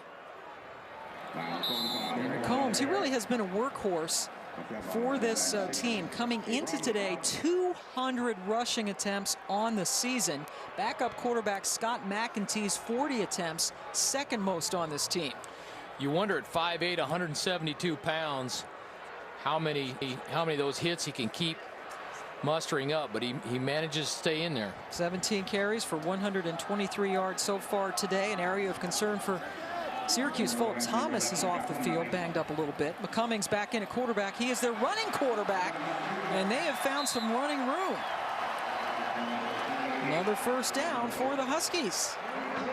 UConn not a developed passing team at this point in the coaching tenure of Paul Pasqualoni, but giving Scott McCummings an opportunity to give that third runner in there is huge for the Huskies. 4 plays, 45 yards on this drive, all of them on the ground. And again, McCummings is the second leading rusher on this team, next to the freshman McCombs. On the 15, McCombs gets the handoff, looking for some room, and he doesn't find any on the left side. Chandler Jones stopped him for no gain. We visited with Paul Pasqualoni yesterday, and the head coach for UConn says that he's dying to have a guy who can carry the ball 40 times a game. And he says, as you mentioned, 5'8", 172 McCombs, not that kind of guy. He would wear down, but that's what he's looking for, and the kind of guys they want to bring in to the University of Connecticut. Wants a fullback, wants a tight end. Johnny McEntee back in at quarterback, pulls it down, and gets bent over backwards. Drop for a 2-yard loss. Dyshawn Davis, a true freshman, and Corey Boatman converge on him. Tried to get a route to the tight end, wasn't there. Now the smart thing he did was not throwing an interception. You don't like the sack and no yardage, but it's better than turning the ball over down here in the red area. McEntee threw 2 interceptions in the first half. So here's a 3rd and 12 coming up for Pasqualoni and the Huskies.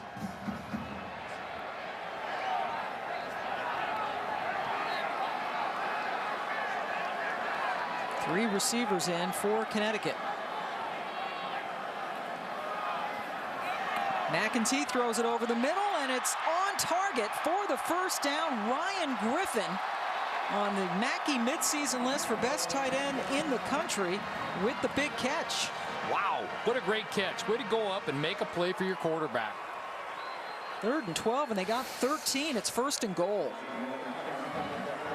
Running a dig route coming in from the right-hand side, throws it to an open area.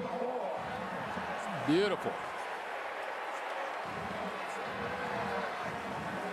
Griffin leading the Big East, averaging 46 yards per game in receiving yards. That's #1 for any tight end. And Cummings was back in at quarterback as Connecticut continues to shuffle him back in. Didn't pick up anything. Syracuse brought pressure late off the edge. Messed up McCummings' read. 2nd and goal to 4. McEntee shuffles right back in for the Huskies. 99 So it's 2nd and goal now. Huskies trying to answer Syracuse's opening drive for a touchdown in the 3rd quarter. Toss, McCombs looking for the end zone and finds it. Connecticut with a great answer to Syracuse's touchdown, ending up with a 3-yard touchdown run by McCombs. Great block out front by tight end John Delahunt. Going back to the toss play that's been so successful for him, both in the first half and on this drive. Number 38, Dave Taggart. Fifth rushing touchdown of the season for McCombs. He has scored 5 of Connecticut's 6 rushing touchdowns this season. They only have 6 rushing touchdowns in 8.5 games. Dave Taggart, veteran place kicker, knocks it up at 14. Game is tied, 14. Great answer by both teams today coming out of the tunnel.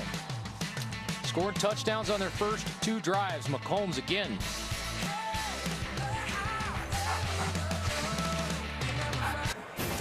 Welcome back to Connecticut. UConn has just tied up Syracuse at 14 apiece.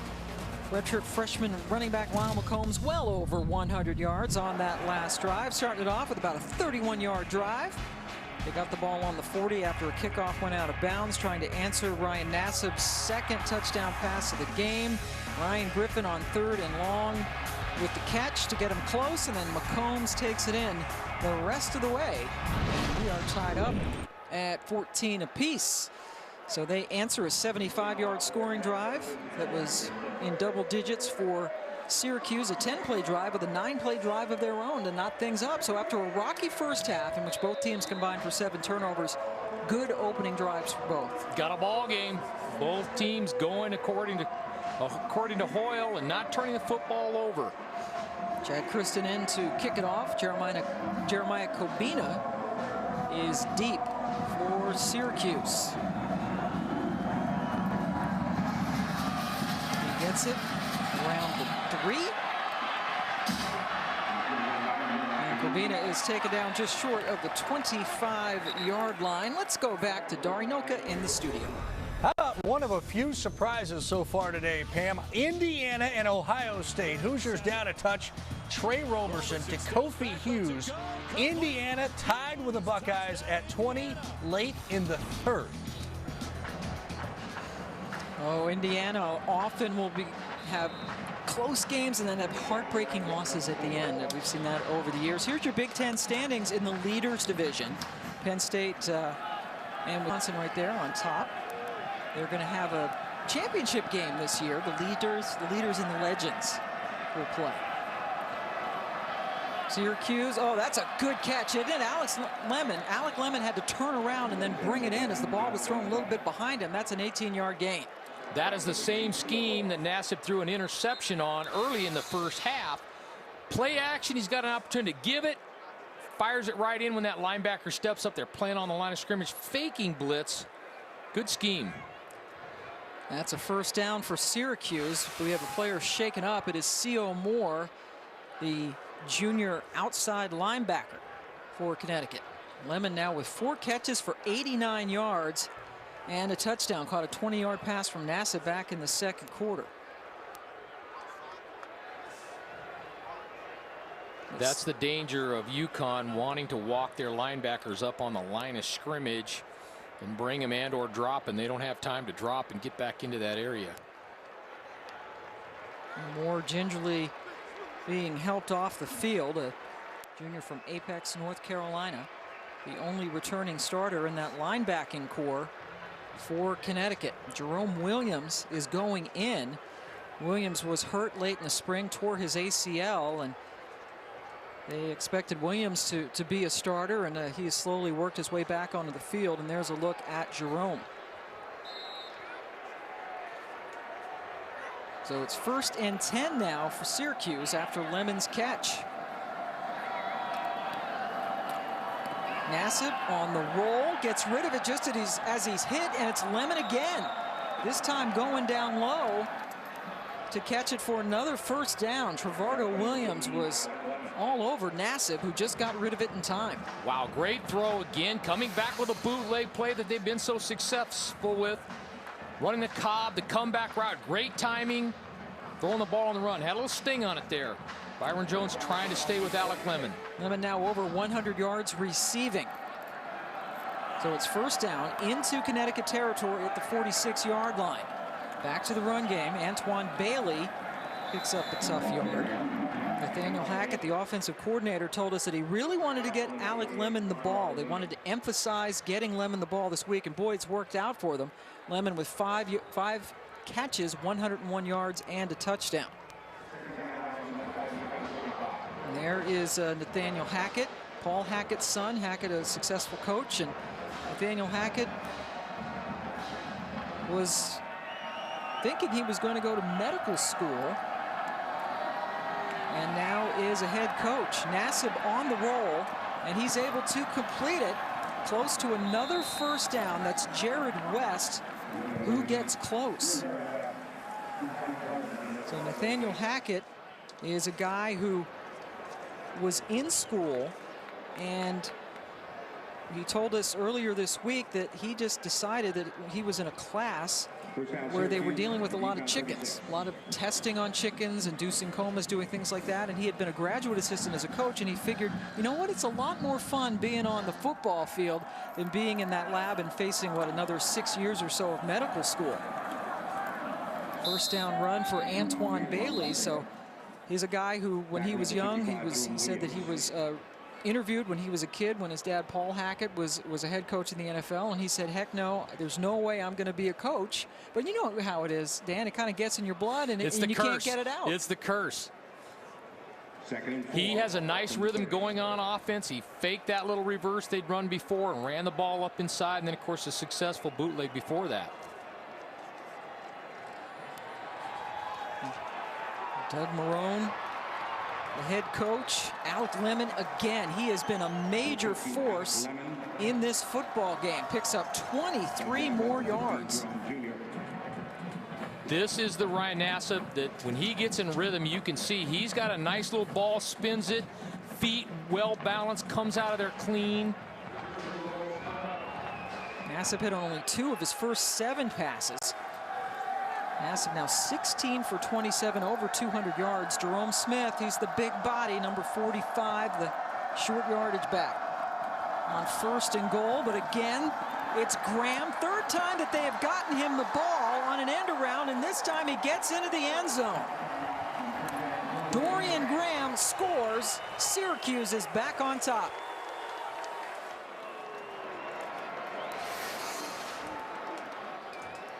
Coming back, Nathaniel Hackett has done an awesome job in this game putting packages together, both in those naked bootleg and then with this bender, the reverse over the top. We've seen the run inside. Last time there was a touchdown pass outside. Good little package of plays out of those schemes.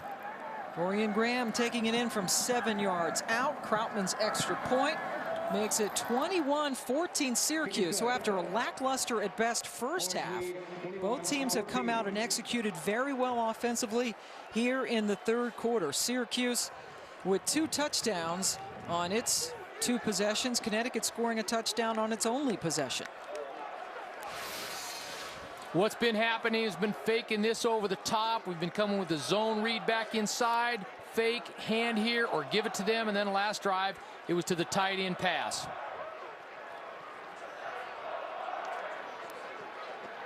Graham coming around from his wide receiver spot. Nice deception again. Nassib pretty nifty back there with the football as far as faking, and there's a Nassib sitting next to Dorian, a senior from Plantation, Florida, who had 0 catches in his first 3 seasons, and had his first catch opening day against Wake Forest, and very effective as well in the run game. Krautman, let's see what he does with Nick Williams this time. Last time he kicked it out of bounds. This time he gets it. Williams does on the dead run, and Williams spins, gets away. Boy, Nick Williams, maybe they should have kicked it out of bounds again. Do not give it to that up guy. to the 45. Do not give it to Nick Williams. 61-yard kick return earlier. That's a 31-yarder. ESPN News coverage of college football continues today with 2 more games. The All-State game of the week at 3:30 Eastern. Houston Nuts Ole Miss Rebels take on Lerod King and the Kentucky Wildcats. Then at 7 Eastern, Zach Caleros and the first place Cincinnati Bearcats in the Big East take on Tino Sansiri and the Pitt Panthers. College football coming your way on ESPNU later on today. Wow, what a change of fortunes. 3 scores in 3 drives.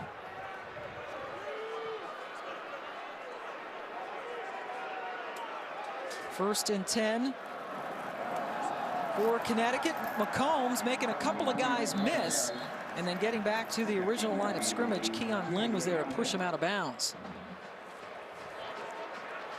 Good move in the backfield. Syracuse brought pressure off the edge.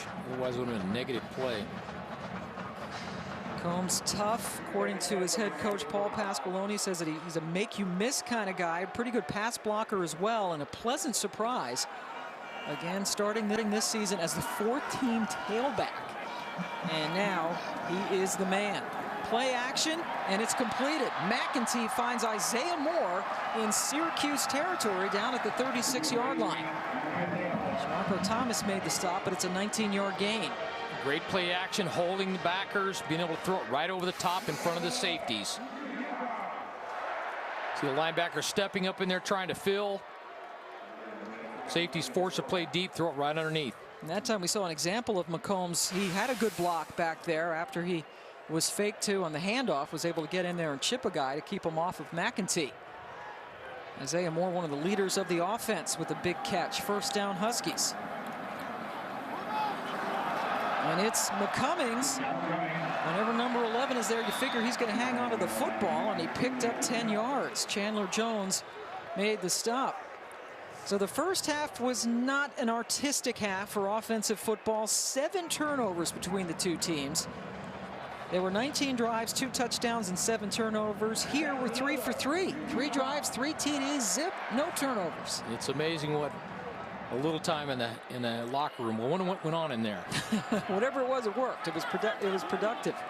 McCummings still in there at quarterback for the Huskies. And this time he gives it up to McCombs. McCombs goes around the corner and is going to be marked out at the 20-yard line. Lynn again with good pursuit, but that's a 6-yard gain for McCombs.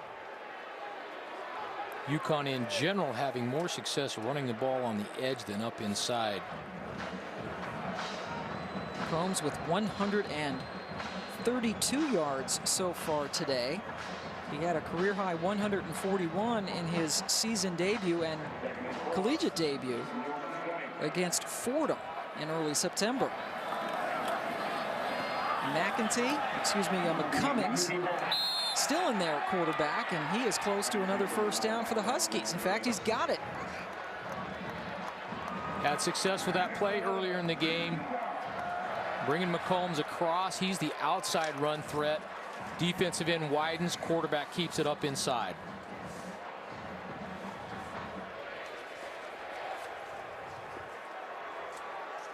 See if Connecticut can get a drive or a playoff before the clock expires. They do not. That is the end of what was a good third quarter as far as executing on offense. Syracuse had the ball twice and scored touchdowns on both drives. Nick Provo, the tight end, giving Syracuse its first lead. And Lyle McCombs coming right back for the Huskies. Dorian Graham scoring for Syracuse, but now Connecticut is knocking on the door. Welcome back. We are in East Hartford, Connecticut, 1 week after a snowstorm knocked out power for hundreds of thousands of Connecticut residents. 250,000 of us are still waiting to have our power restored, and this is what's left, sort of, a little bit of snow, but tree lines and all sorts of things messed up here. And tailgating probably the only place to get a hot meal for many people here. Let's take a look at our Taco Bell game track. And it has been a really nice, it was a really nice third quarter. Ryan Nassib after a slow start with a couple of touchdown passes. Alec Lemon working on another terrific game, over 100 yards. Thinking toss play again here. Let's take a look at it with McEntee. You got it, coach. There's a toss to McCombs. And he is taken down around the 10-yard line. Picked up 5 yards on that carry. Both coaches doing a nice job going with what's working for them. And McCummings is back in at quarterback, the running quarterback for Paul Pasqualoni.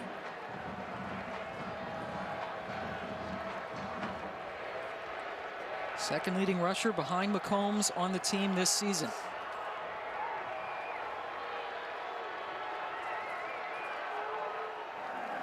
He hangs on to it, breaks out of an arm tackle, reaches for the end zone, and it is a touchdown. McCummings, the redshirt freshman, gets Connecticut into the end zone. Connecticut, 2 tight ends, 1 back against a 7-man front. You got everybody blocked, and the back goes, and your quarterback can run. You've got an extra blocker. Very effective in the red zone. Second rushing touchdown of the season, if indeed it holds up. Replay showed it was good. Dave Taggart in to add the extra point. And we are tied yet again. Both teams 2 for 2 in possessions in the second half. 2 possessions for both teams, 2 touchdowns for both teams. McCummings stretching in for 6. Buzz has already started for basketball down there, so it should be fun on Veterans Day to watch Michigan State and North Carolina on an aircraft carrier. That is such a great, awesome idea.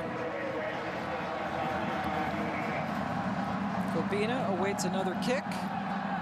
Gets it at the 10-yard line. Flag is down as Kobina is taken out around the 28-yard line. 18-yard return, but we'll see if it holds up.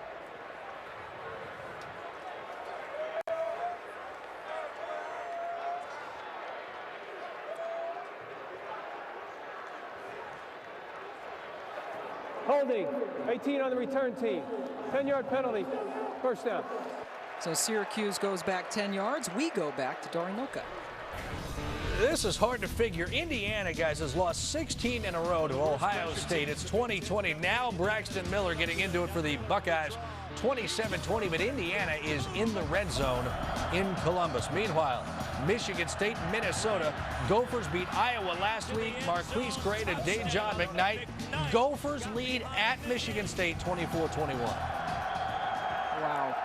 Wow, go figure the Gophers. Thank you very much. Jerry Kill's team making a nice comeback in the second half of the season after they got off to a brutal start. Antoine Bailey tackled by Trevardo Williams after a 3-yard gain here. We have a tie ball game between Syracuse and Connecticut in the 4th quarter. What a turnaround. Everybody scoring this half. First half couldn't do anything right. Now this half, the burden's on the defensive coordinators.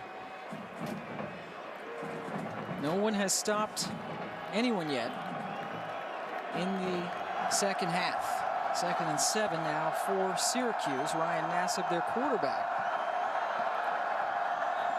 Gives it to Antoine Bailey, and he runs smack head onto a Connecticut Husky. That's C.O. Moore. Moore left earlier, shaken up a little bit, not only back on the field, making a big impact. Coach Don Brown, defensive coordinator for UConn, dialing up some voodoo in there. And a lot of guys standing up, kind of radar defense, stemming at the last second, bringing extra people around inside. Makes it tough to pick up blockers. Got a good look at Coach Brown down there. A very aggressive defense. Tells his guys, you got to be a dude to play in this defense. You got to go for it. 3rd and 5.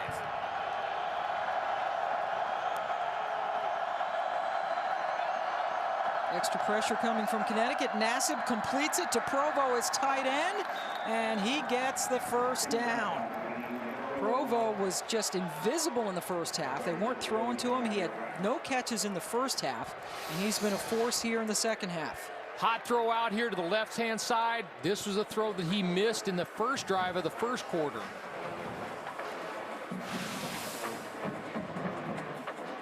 Provo's 4th catch of the day. He now has 35 on the season, so that is a new single-season record for a tight end. Chris Gedney, who was in the building today, had the old record. Nassib, time to throw, dumps it down to who else? Provo. And Provo is able to tightrope walk down the sideline to pick up another first down. Great job by Nassib. Great job by Coach Hackett. Trying to take a shot off a little bootleg action. Not there. Dump it down. Still positive yardage. Good scheme, good patience, and good reading progression by Nassib. So Nassib again, building on that, or Provo building on the record. Chris Gedney works for Syracuse University in their athletic department and is part of their radio broadcast team, so he is here calling the game and has seen Provo break one of his records today. Syracuse is taking their first timeout. Syracuse calls a timeout. They have it 1st and 10 at their 34. What has turned out to be a very entertaining second half. We are all knotted up in East Hartford. 7 turnovers. And it has been a totally different story in the second half. Antoine Bailey just got tackled. Somebody reached out. That was Kendall Reyes, reached out and grabbed an ankle, or else Bailey was going to bust it. Syracuse hurrying up to get another snap off.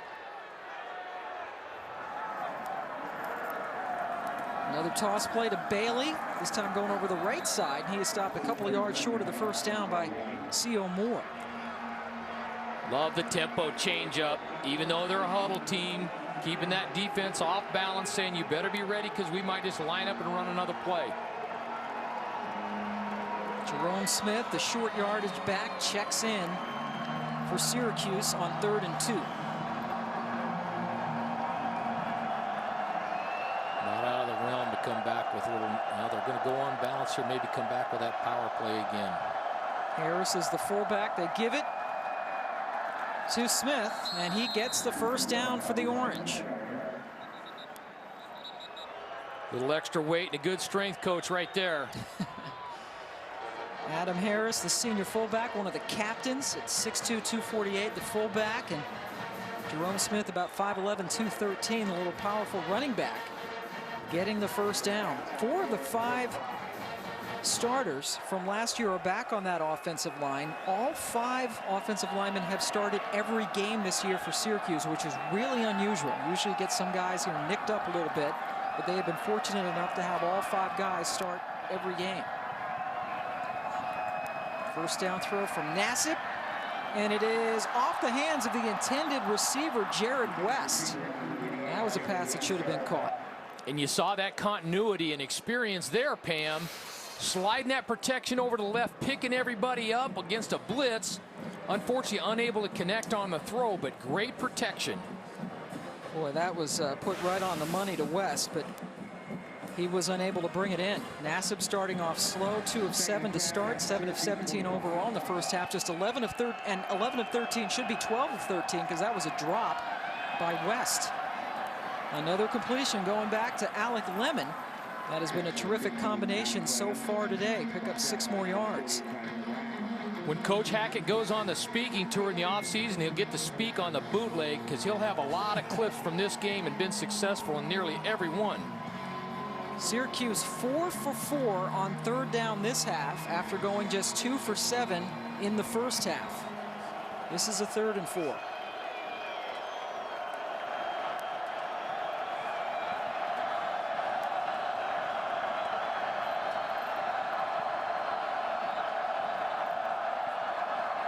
Nassib completes it for the first down to Nick Provo. The tight end comes up big again, catching it in front of Jerome Jr. for another Orange first down. Great pickup. UConn bringing 6, got everybody blocked. Run a little choice right out there. He trusts Novo a lot, being able to fit that ball in there. It's kind of like posting up in basketball. You get down there, use your body, throw the ball to the opposite side. Provo, the tight end, is shaken up on the play after making his 6th catch of the half. Didn't have any catches in the first half. And now the medical staff is taking a look at him. Senior from West Palm Beach, Florida. This will be a tough loss if Provo comes out of the lineup. He's finding good rhythm with him this half. Provo, along with Ryan Nassib and Alec Lemon, have really had terrific second halves. In particular, Lemon now just 10 yards off his career high. He had 140 yards catching against Connecticut 2 years ago, and Provo has become the most prolific tight end as far as catches in a season, breaking the record of Chris Gedney earlier in this game. We're going to take a quick break as Provo looks good coming off the field here in a tie ball game. Syracuse and UConn tied up at 21 apiece. Nick Provo, the very talented tight end for the Orange, looks like he's okay after getting shaken up on the last play. He's had a terrific second half with 6 catches for 47 yards and a touchdown First down for Syracuse. Their third possession of the second half. They scored touchdowns on their first two, as did UConn. On the roll again. It's Nassib, and it's picked off. Great play by Seal Moore at the last second, jumping in front of Alec Lemon for the pick. They finally zeroed in on that bootleg. Been so successful for Syracuse, and just broke on it. Right here, faking the play. Ran this to the left in the first half, coming back to the right-hand side. Alec Lemon is a little bit at fault. He needs to keep coming back downhill. You see him just slow up for a second and kind of go parallel. He needs to keep coming back down the line of scrimmage there. Come back to the ball. Help your quarterback out. Second interception of the season for Moore. Second interception thrown by Nassib in this game. The third Syracuse turnover, but the first since the first half. Cummings is in at quarterback, but gives it to Lyle McCombs. So that's the first drive we have had in the second half that did not result in a touchdown. See if Connecticut can jump back on top. Their only lead of the game was 7-0 when they scored on the very first drive of the game. And Johnny McEntee hit John Delahunt with a touchdown. McEntee back in there at quarterback.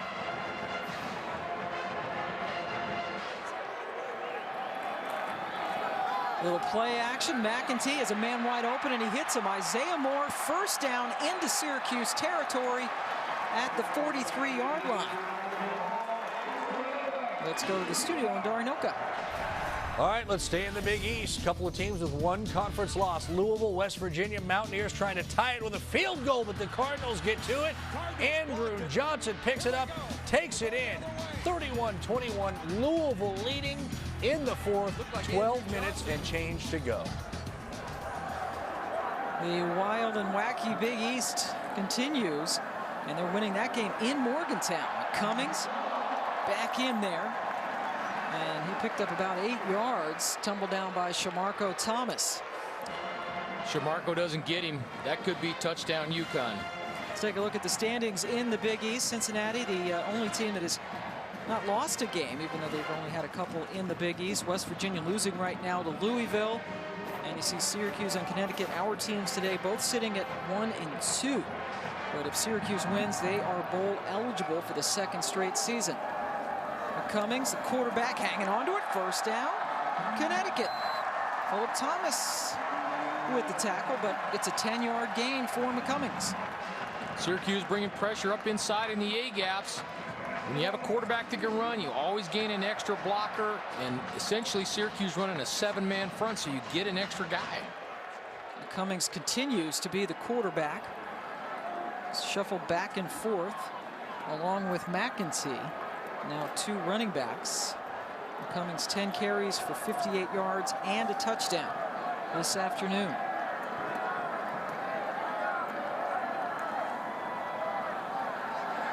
Rare throw from McCummings. He held on to it way too long and lost the football. He fumbled it earlier today on a bad snap. Dan Vaughn, the linebacker, got in there to force the fumble. But Connecticut hangs on to it. Got lucky there, trying to go play action and take a shot.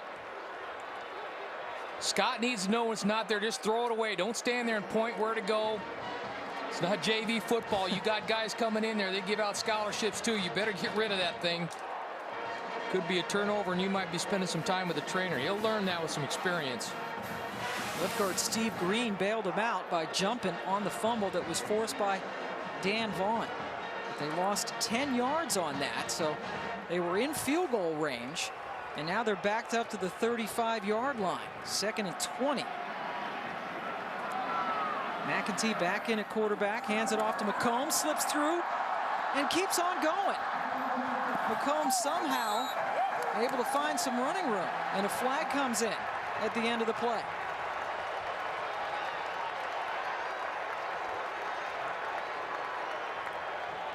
You gotta love the grit of Lyle McCombs. Not the biggest guy on the field, but certainly a tremendous amount of heart and intensity, and boy does he run hard. Personal foul, face mask, 1 on the defense. Half the distance to the goal. First down. Phillip Thomas getting his hand in on the face mask. Cutting it way back. Made 2 guys miss, 3 guys miss. Phillip just gets his hand on it. See the head turn right at the end. Anytime he gets his hand on that face mask, it's going to be called. So a 15-yard run, tack on 10 yards, half the distance to the goal line. And Connecticut is set up 1st and goal at the 10. McCummings already has 1 rushing touchdown, gets it down around the 7-yard line. Exact same play, run the other way for the touchdown on the previous drive. 2 tight ends, 1 back. Leading with that back, you get an extra blocker with a running quarterback. Connecticut closing in on 200 yards rushing as a team. McCombs with a new career high 153 yards on the ground as he comes out.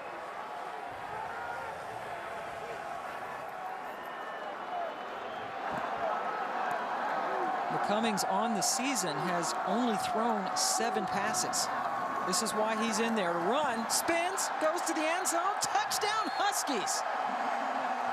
Scott McCummings with his 2nd touchdown run of the game, and the Huskies lead for the first time since 7-0.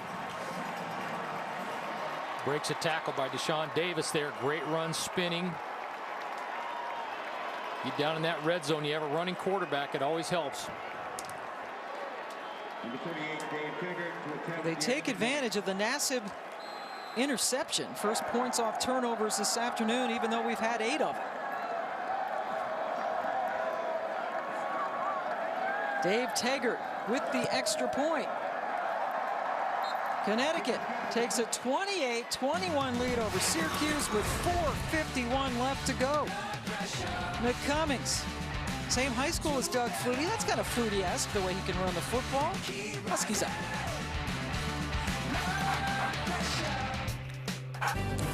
We are back in Connecticut. UConn has just taken a 28-21 lead over Syracuse as we look at some good teamwork brought to you by Russell Athletic.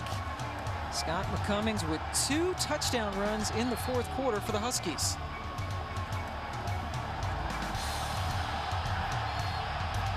One from 10 yards out, the last one from 7 yards out to give the Huskies their first lead since they led 7-0 after the first drive of the game. McCummings has only thrown 7 passes all season. He's in there to run. He's done a good job of it. When they stay on schedule and don't get those long yardage situations, he almost cost them when they tried to take a shot and he got blasted, but they were able to hang on to the football. That's right. Steve Green, the left guard, able to pounce on the fumble that kept the drive alive. Chad Kristen in to kick it off.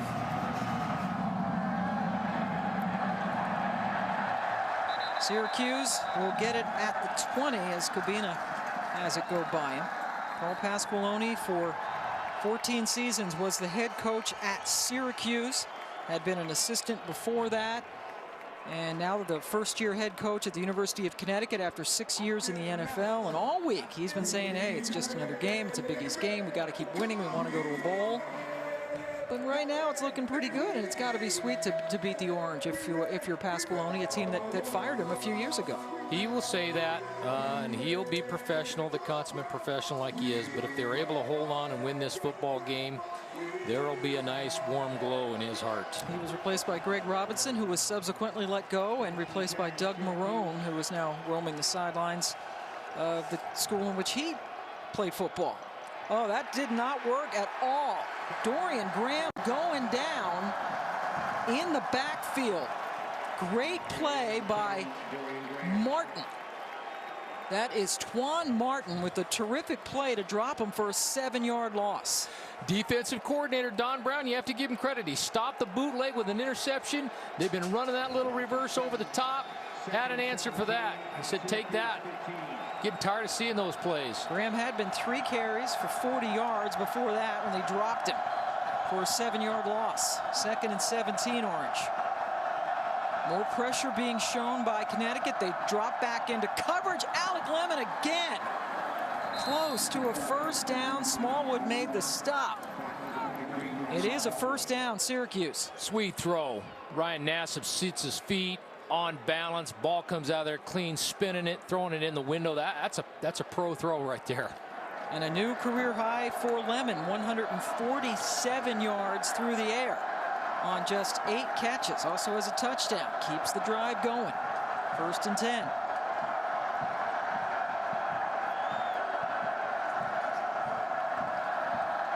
Nassib, nowhere to go. Stumbles forward, lost the ball, but was able to hang on to it. Maybe picked up a half yard. Twan Martin, number 4. It's been really big on this drive for Connecticut. UConn only bringing 4, but able to get some pressure.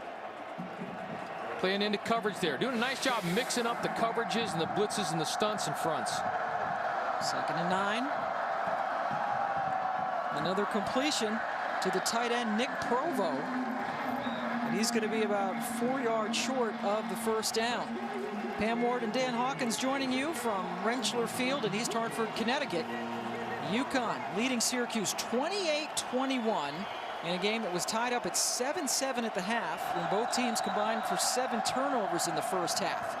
And Syracuse going quickly, and Connecticut takes a timeout. Don Brown, their defensive coordinator, wanting to make sure that he's got everybody out there that he wants to be there and in the right position. Tough because normally you're thinking about adjusting and matching personnel on 3rd down, and all of a sudden Syracuse messes with the tempo, jumps up on it, and gets ready to go, caught him off balance. And this is a big play, isn't it? Under 3 minutes left to go in the game. Syracuse down a touchdown and a 3rd and 4.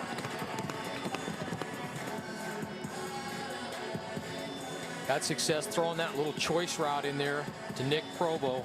Expect something along the same line there. Provo with 7 catches this afternoon, all of them coming in the second half, including a touchdown catch. Nassib has been a terrific 4th quarter and overtime quarterback. They had 3 overtime games this year, won 2 of them. A game-winning or game-tying drive in 4 of their 5 wins this year. Can he do it again? 3rd and 4.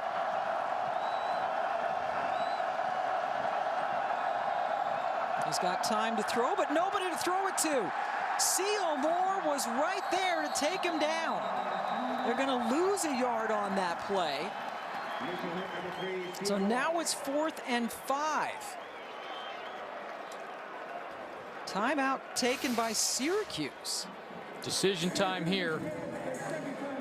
I think it hinges on if you've got a good play. If there's a play that you like in this situation, you stay on. Timeouts are getting thin now. You only have 1 left.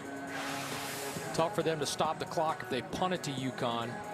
But if you don't have a play in your back pocket that you like, then that helps your decision.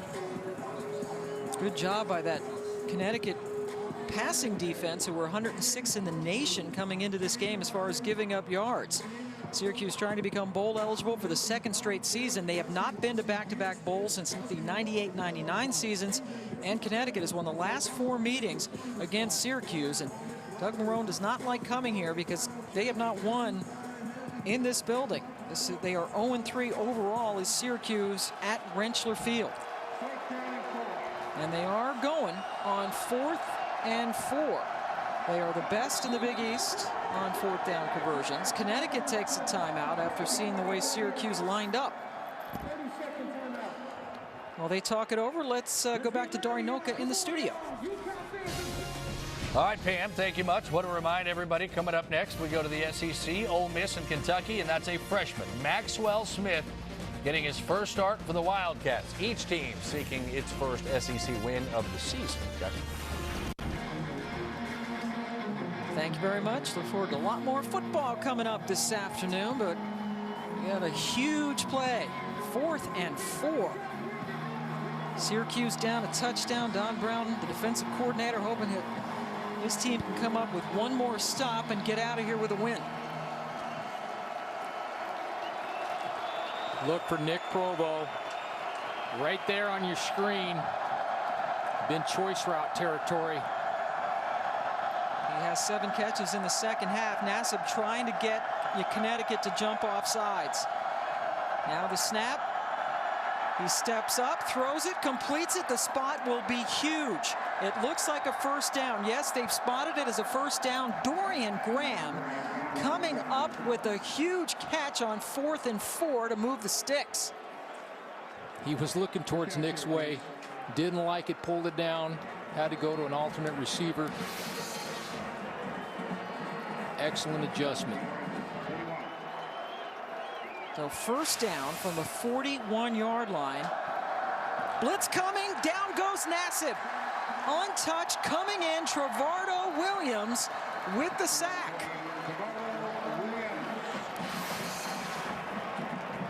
Protection bust, needed to slide it.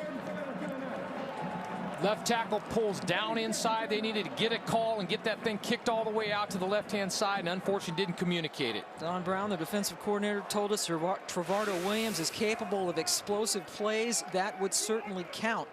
He leads the team in sacks, and that has induced Syracuse to call its final timeout.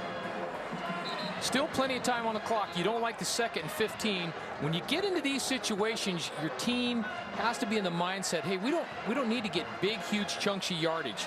Try to just go 10 yards at a pop. You got plenty of time left on the clock. Even a catch at 5 and a run for 5 is a good play.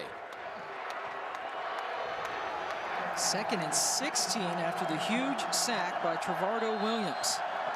No timeouts remaining for either team.